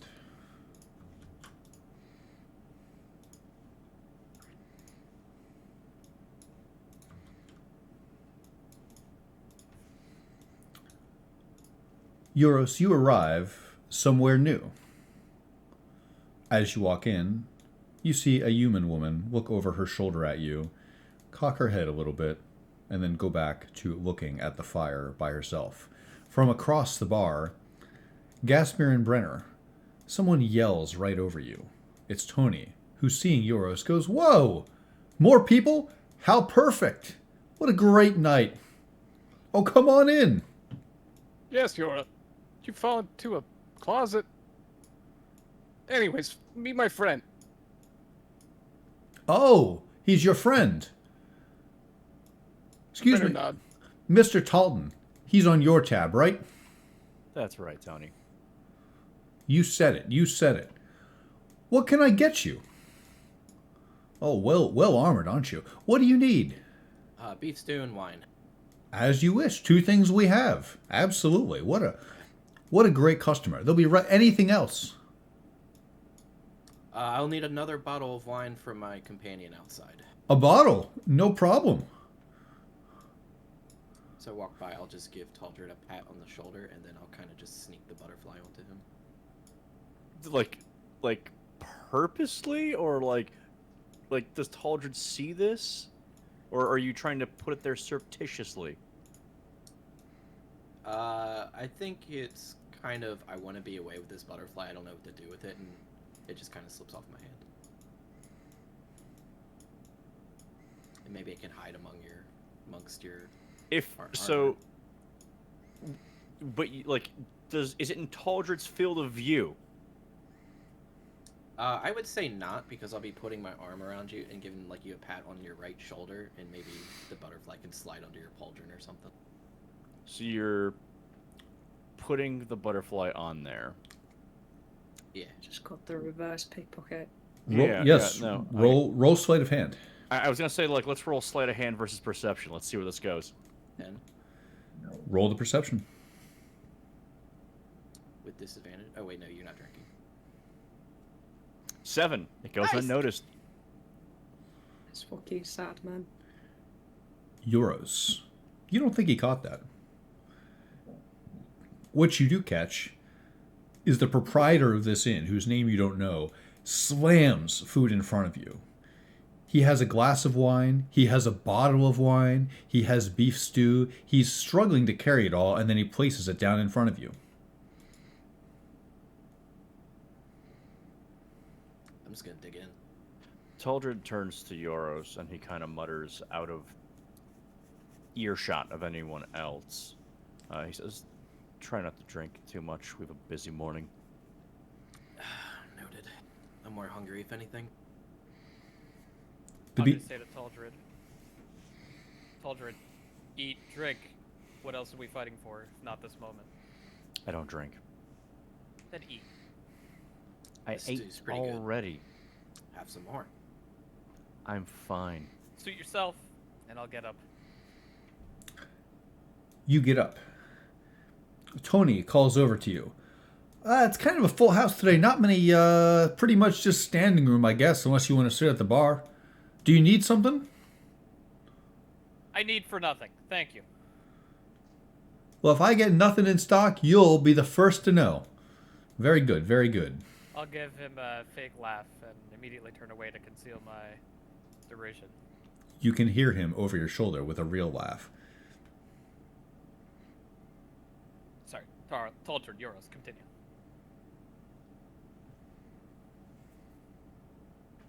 I'm gonna make my way over to Ari if you guys have nothing to say.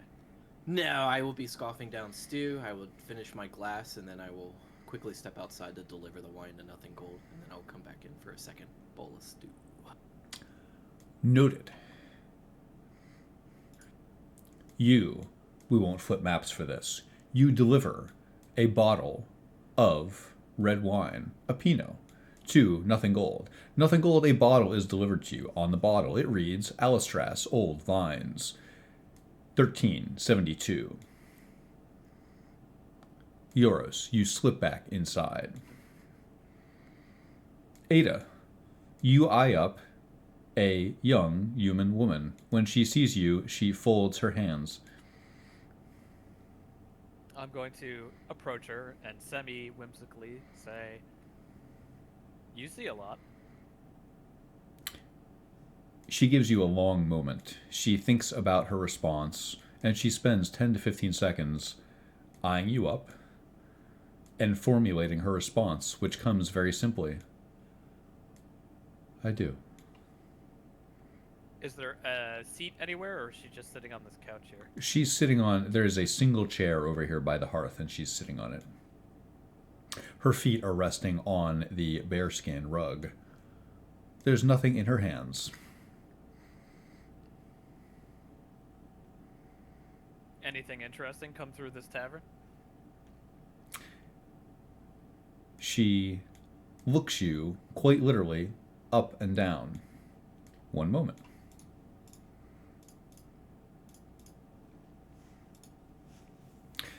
She mulls over her answer, and it comes slowly.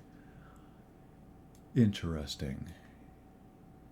Interesting means different things to different people. I'm not sure what interests you, but you and your companions interest me. Well, what can I do to slake your interest then? I didn't catch your name. Mine's Ada. You can call me Ari. She straightens herself and looks at you carefully. And you're the ones... She chooses her words carefully. Shacking up with Roger? I wouldn't say shacking. I think that's a little too familiar. She looks suddenly very interested. If that isn't the right choice of words, I would be delighted to hear how you would put it.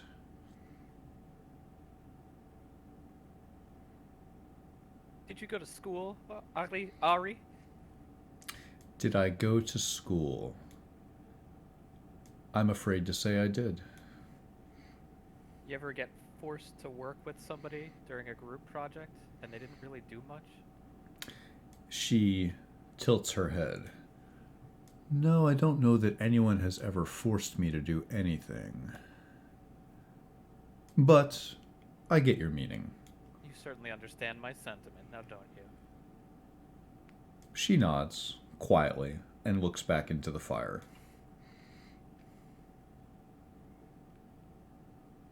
She knows you're still standing there.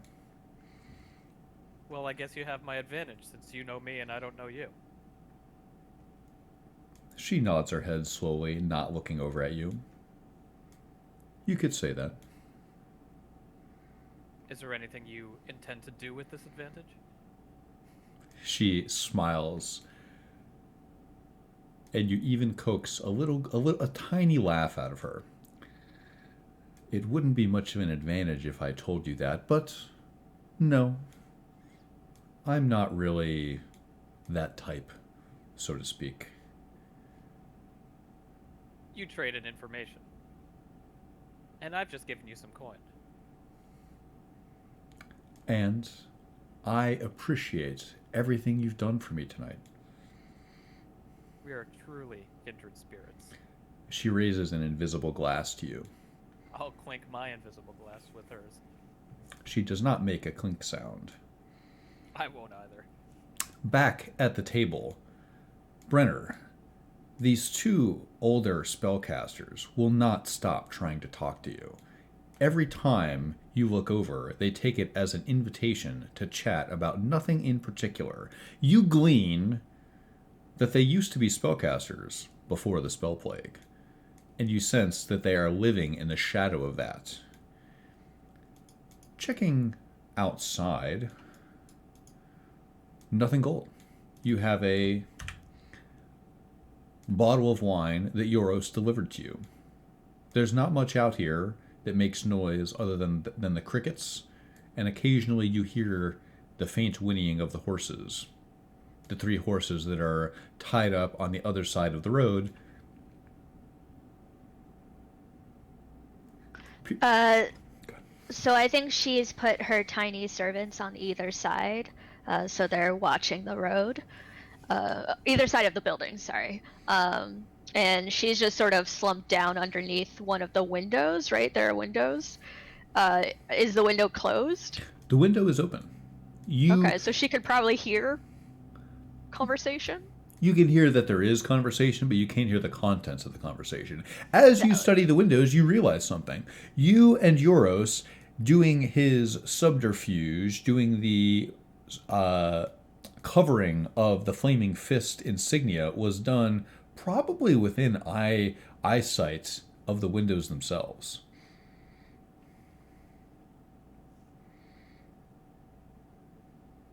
Okay, but there's not like sounds of battle or anger coming from inside, so he's probably good. Occasionally you hear someone pounding on the table or similar. It seems rather lively in there, but definitely not violent.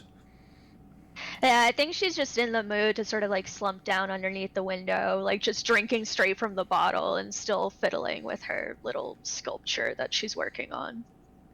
You take deep swigs directly from the bottle. Your mind floods with the pleasurable feeling of wine hitting your circulatory system. Here inside, Tony Lamartino will not stop bringing you drinks, Taldred. There are now 3 glasses of untouched wine directly in front of you. Come on, drink, drink! Taldred says, Tony, I don't know how I can get this through to you, but I don't drink. So many people say that, but you've never even tried this wine. The finest vintage from the volcanic steppes of ancient Cormyr. Oh, I can sell this stuff anywhere. Taldred leans closer to Tony, and he says, Tony, the reason I don't drink is because drink is used by merchants to take advantage of dullards, okay? I'm already letting you take me for a fucking ride here. How about you piss off?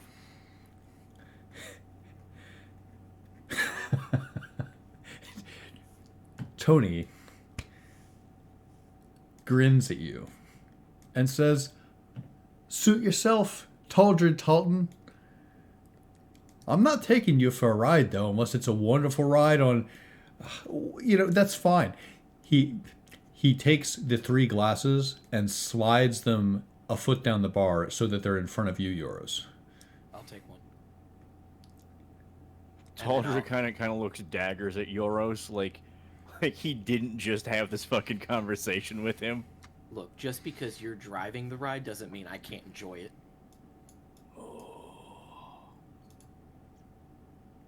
Somewhat exasperated by the constant nagging by the elderly to his left, Brenner will stand up from his chair and kick Gasmears a little bit, as if to nudge attention for him.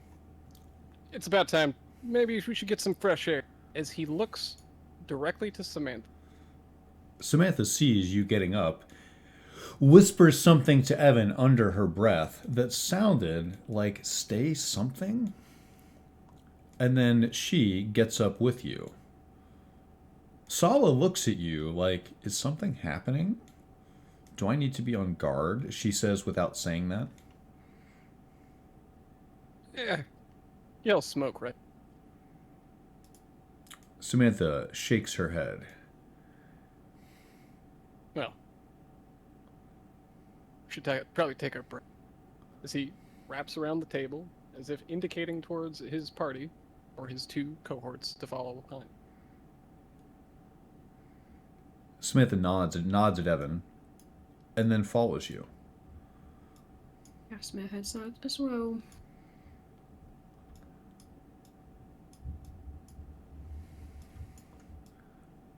The 3 of you are going outside, is that correct? I'm also gonna go outside, but I'm not following them. Okay. One moment. Party. I'm looking for nothing gold.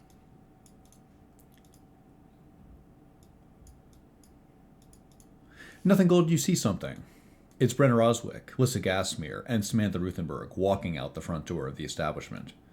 Samantha crosses her arms.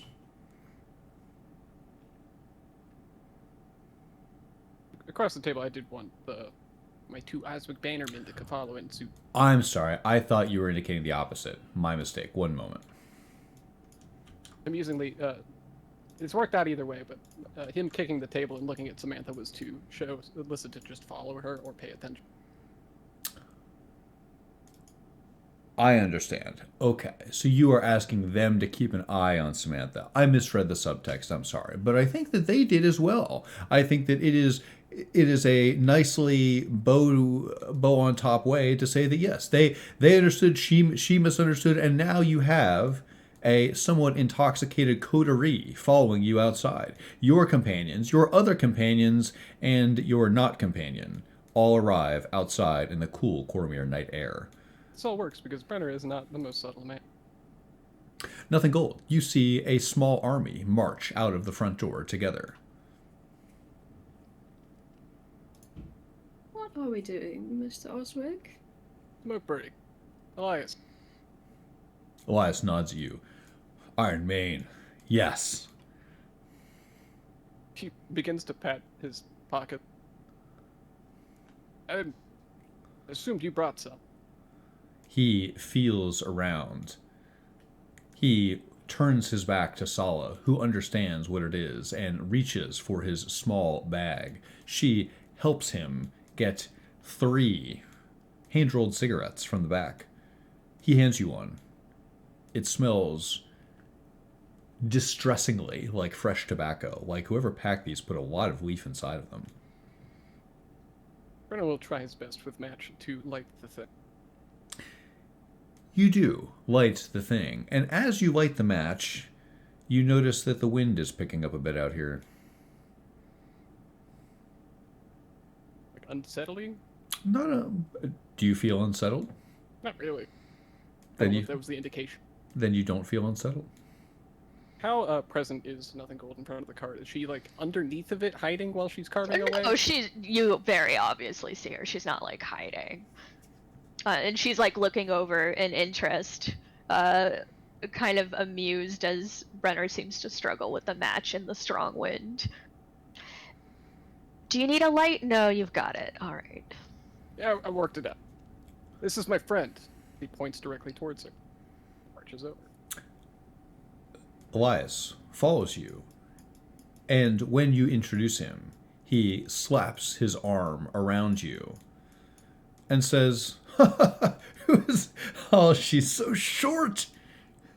Feisty one. You be very careful. Sorry, I stumbled. You best be careful with your words around. Nothing gold. There are what seems to be a couple drunkards here following Brenner around. There is a massive-looking tiefling woman who throws her arm on the other side of Brenner. She grins, and you can see that her teeth are wine-stained.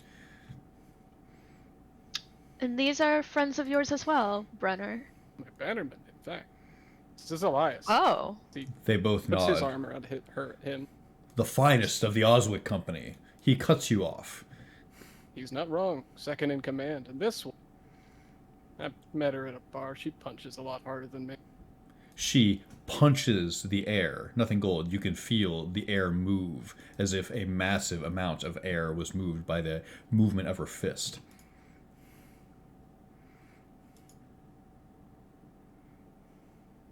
They'll be coming along with. Oh, wait, they're coming with us? Yeah. You get the sense when he says yeah, it's a lot colder cut than the rest of the conversation. Best friend. Truly. It turns out Samantha has a friend inside, too. Isn't that right? Why do you bring him out here before smoke? So he looks back over his shoulder, seeing that she hasn't followed in suit. You see instead that she's trying to corner Gastmere for a conversation. Gastmere, Samantha eyes you up. She looks over her right shoulder to see what seems like Brenner and his drunken bannermen and Nothing Gold all carrying on. She seems to be comfortable with this and lowers her voice to talk to you. I know that you feel the same thing that I do. These people are not to be trusted. I can see it in your eyes. I know that it makes you angry the same way it makes me angry. You mentioned earlier the ability to channel rage. I've seen you do it. Would you teach me? I have a deal for you. If you teach me to channel my rage, I can do the same for you. I think we would both grow more powerful. Does that sound agreeable? That is an interesting proposition. A bit lacking in detail. I know. That's how these things often are, right? Well, I am intrigued, Miss Ruthenberg. You may, should you choose, to entreat with Samantha Ruthenberg and help her train in some of your capacities. Would you teach her to channel her rage? Yes. You... We find something in Samantha to be a bit of a kindred spirit, and she thinks Samantha's rage would be wasted if she doesn't know how to direct it. So yes. You spend time with her, teaching her the value in combat of gritting your teeth, finding something within yourself, and striking true. She offers you something of hers, a thin journal. One moment.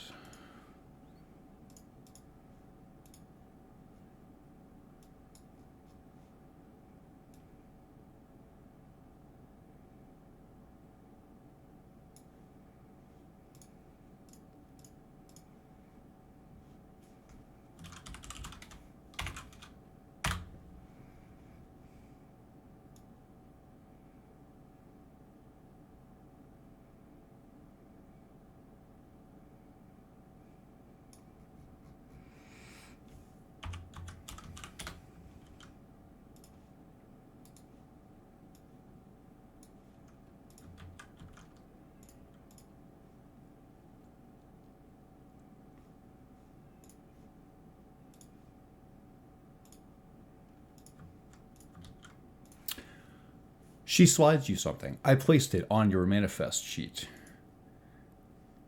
Inside are her notes on her ascension to becoming a purple dragon knight.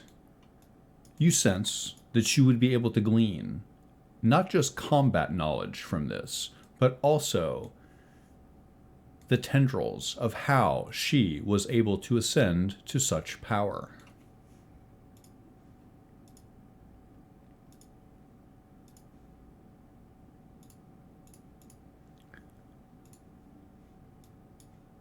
How are things looking over here by the cart? Seeing now that they're having a conversation, he's gonna. Brenner immediately breaks. As hushed as he can as he's bringing them closer to the cart. Your job is to follow her. You're both of your eyes. Her. As he leans over his shoulder directly towards the man. That's why I called you. You follow us to Cezale. You ensure that she doesn't stray from her path. It is a shame. While you two are my favorite. As he smiles a bit candidly towards it. It is a shame that the twins couldn't come. Sala nods. She looks at Samantha, seemingly unimpressed, and says, I don't see the problem. I could take her. I think you could. Elias nods slowly. That's what you needed us for? He seems to understand, to keep his voice low. Just keeping an eye on her. She's got more up her sleeves than you think. He cranes his neck back. Isn't she traveling with you? Unfortunately. He raises an eyebrow. She's by far not my favorite person we've met. And before I forget, and we drink ourselves too deep, and the morning might be a bit eventful. Say you wake up to a giant boat in the sky. Remember the man with the really nice hair inside? Just let him do the talking. Iron Maiden, is this one of your logic puzzles? No. Come. I've said might do. And you. As he looks back over to nothing, go, you're just gonna sit outside all day and mope? Let's drink inside. I've got drink right here. Or the merrier. Here, on the inside, Euros and Taldred.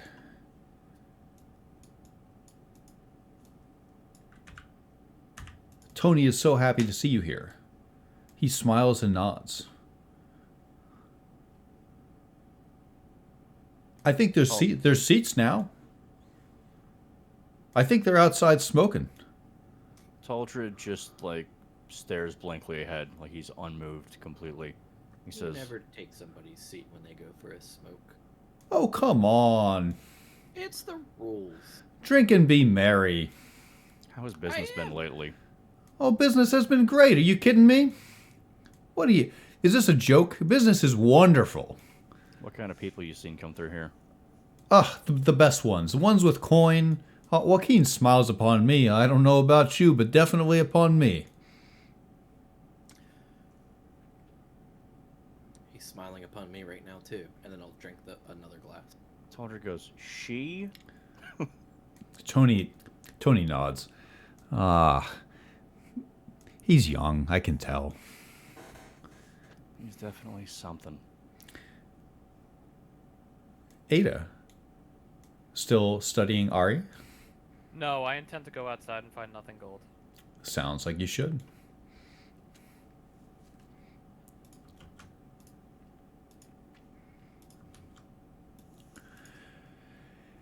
Ada, stepping outside, you brush shoulders with Samantha Ruthenberg, who seems to be concluding some business with Lissa Gastmere. Lissa Gastmere, Samantha offers you something unique. A tiny bow of respect, something you've never seen her do before. As she gets up and turns around, Ada. Samantha nudges you with her shoulder. That felt disrespectful. Do you let her pass? I'll stand my ground, but she's gonna knock me down. She does so. She pushes you, not down, but pushes you up against the door jamb a little bit. She does not say, "Excuse me." What's your problem, Samantha?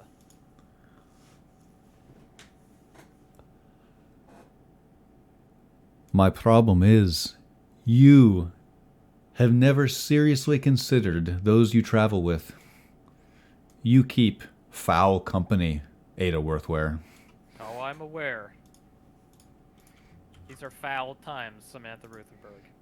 You would do well not to judge others for the same rot in your own heart. She narrows her eyes and looks over her shoulder at you, Gastmere. She nods as if to suggest, "This is what I'm talking about," and then walks inside. Within earshot, I will say to Samantha, "Fucking waste of a spell slot." You say this.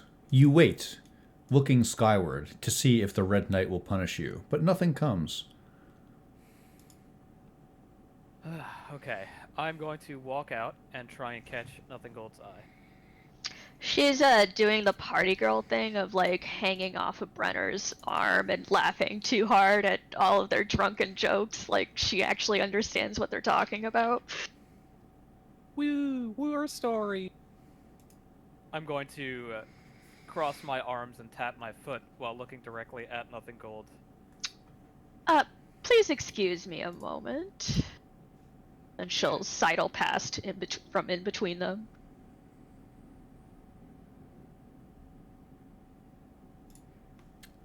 You do so. There's one of your kind in there, Nothing Gold. My kind? Yeah, an information broker. What colors is she wearing? I think she's wearing the color of coin. Did you ask her about Suzale? No, I didn't ask her anything because this is not my department. But she fingered us with Roger Dale. Interesting. Alright. She's a watcher. I imagine she's selling to the highest bidder. But, again, I just wouldn't figure Roger Dale had that kind of coin, but I don't understand who's funding him either. I don't think she's working with Roger Dale. I think she just recognized us and is selling our information to the highest bidder. But what do I know? I've never had a circle. I don't work well in the moonlight. A circle? Weren't you saying how you had a circle before? I imagine they were information brokers. Sorry, I was just assuming. No. That's something I learned more recently. It was, well, the Circle of Wildfire before. Oh, that's a little different. It used to be that when people died, I could see the shape of their soul as a flame above them and actually do something with it. I've heard But- of such magic. Things did change with the spell plague, and a lot of that magic has, well, been lost.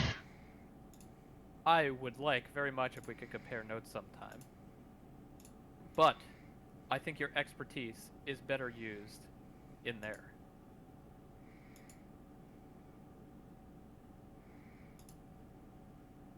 Okay.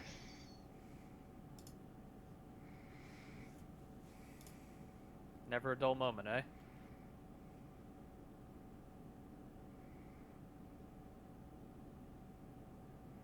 I'll shrug.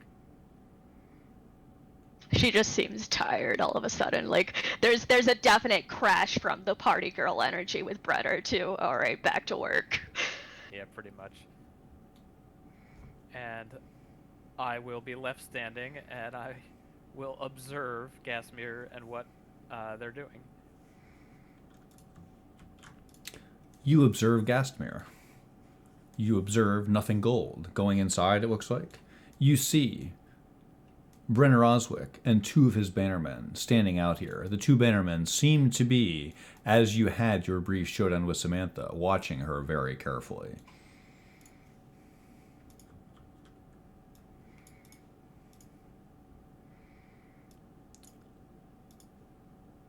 Back at the bar, a very sober Taldred Talton, you see a very not sober looking Nothing Gold walk through the front door. Euros, immediately to your left, you see Nothing Gold essentially stumble inside.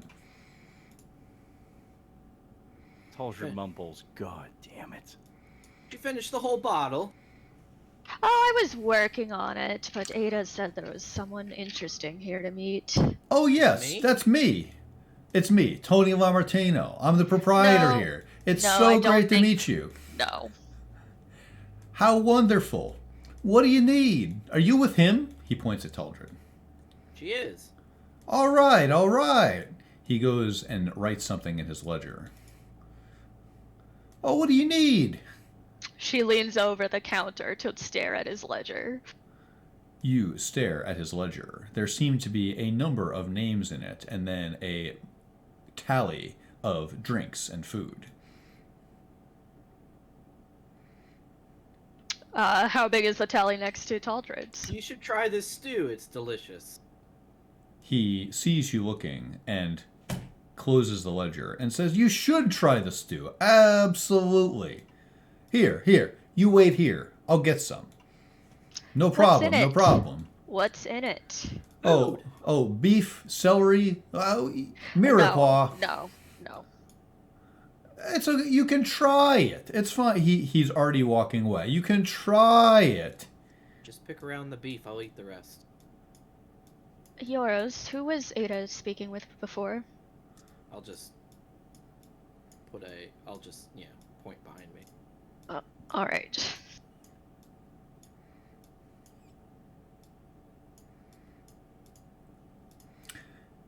Hey Tony, just put it right here. I'll get to it. She'll get to it. He does so, placing a large bowl of stew and a unrequested glass of wine next to each other at the bar.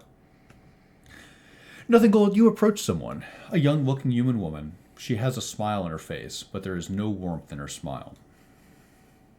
I think Nothing Gold has a sort of like feline curl to her smile, and she just sort of settles onto her elbow and is like, "Come here often," batting her eyelashes. God, Talger sees that and goes, ugh.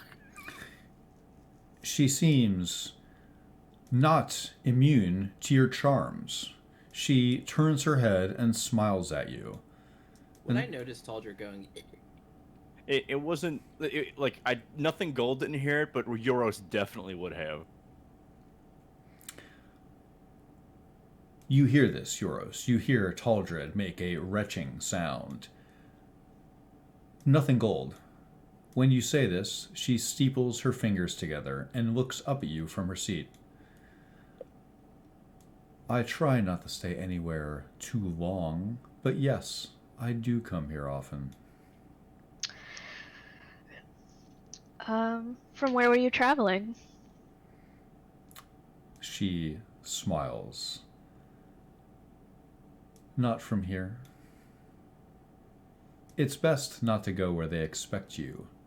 She taps her tongue to her front teeth. Wouldn't you say? Unfortunately, I'm in the business of being very predictable now. Do I have to introduce myself, or? You don't have to do anything. But I would love to know your name. She smiles and does not extend her hand. Call me Ari. Very well, Ari. I hear that you know of our friend Roger Dale. I do. Kind of an asshole, isn't he? I really hate people who just sort of brag about all of the shit that they do.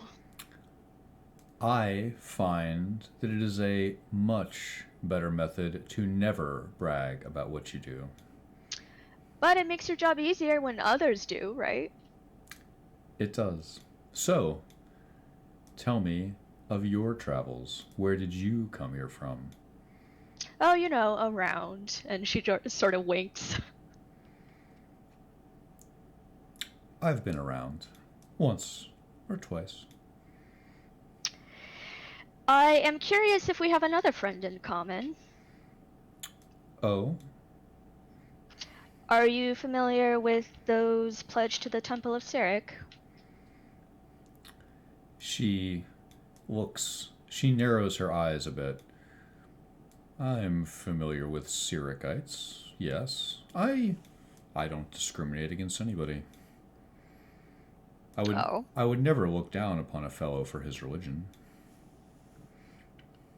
Sounds like you don't particularly ascribe to any yourself. She chooses not to answer that and looks back toward the fire. Very mysterious. I had a friend who was quite enamored with Ogma, for example. Another popular choice among humans. She pauses for a moment and looks over at you. Your friend was enamored with Ogma. She lets the syllables fall out of her mouth. Interesting. Is it? Do you actually find this interesting? Interesting is something people say when they mean to say that's not very interesting. That's what I thought. Do you know Maris? I've never heard the name, but it sounds like a relatively common name. Do you have a last name? Might I know them by that? No, I don't think so. I think if you don't recognize her from the things that I've said so far, then you probably don't know her. I suspect your expectations don't match my reality. What you're looking for, I don't think I can provide. All right. What about you? What are you looking for? She smiles. I've already found it.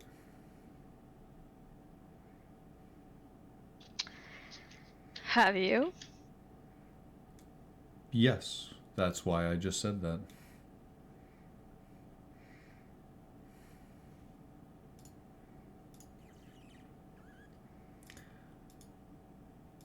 Any action happening outside?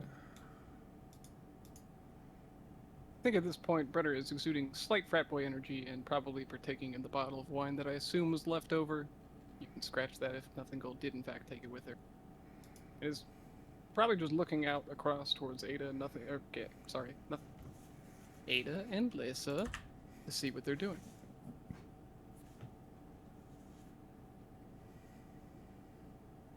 I think Yasmir's probably leafing through whatever Samantha seems to have given her.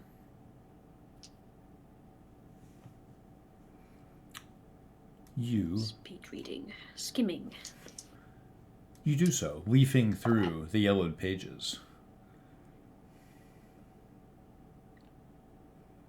Brenner, you find natural companionship with some of your best friends on this earth. You share war stories. You share distant memories of your friend the blacksmith. You talk with people that matter to you about things that matter to you.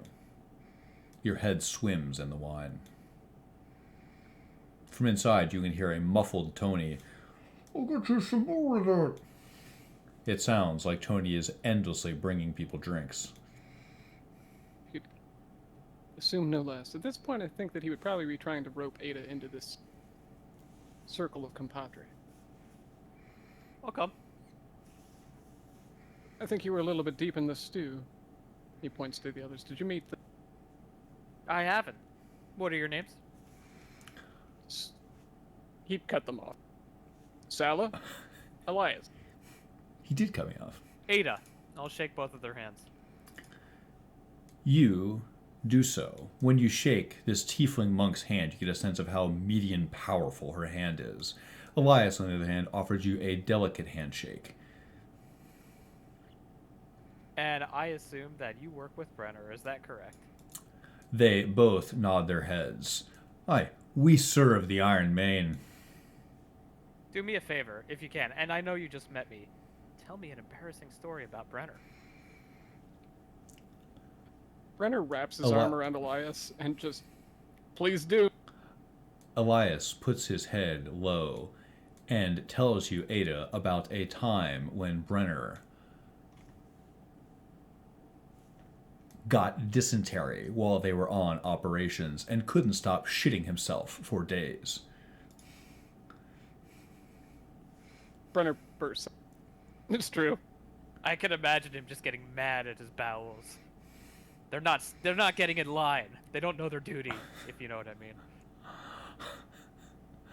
That is exactly what he did. So stoic. It is coming up on where I have to cut the session. Shall we cut it right here? Is that okay? Sounds Yeah. good. Sure. Okay. Everyone good for next week? Should be. Yes, sir. How wonderful. Okay, well, thank you for the session. I will talk to you soon. Thank you for the tavern scene. Hell yeah. We did it. Later. Good night, everybody.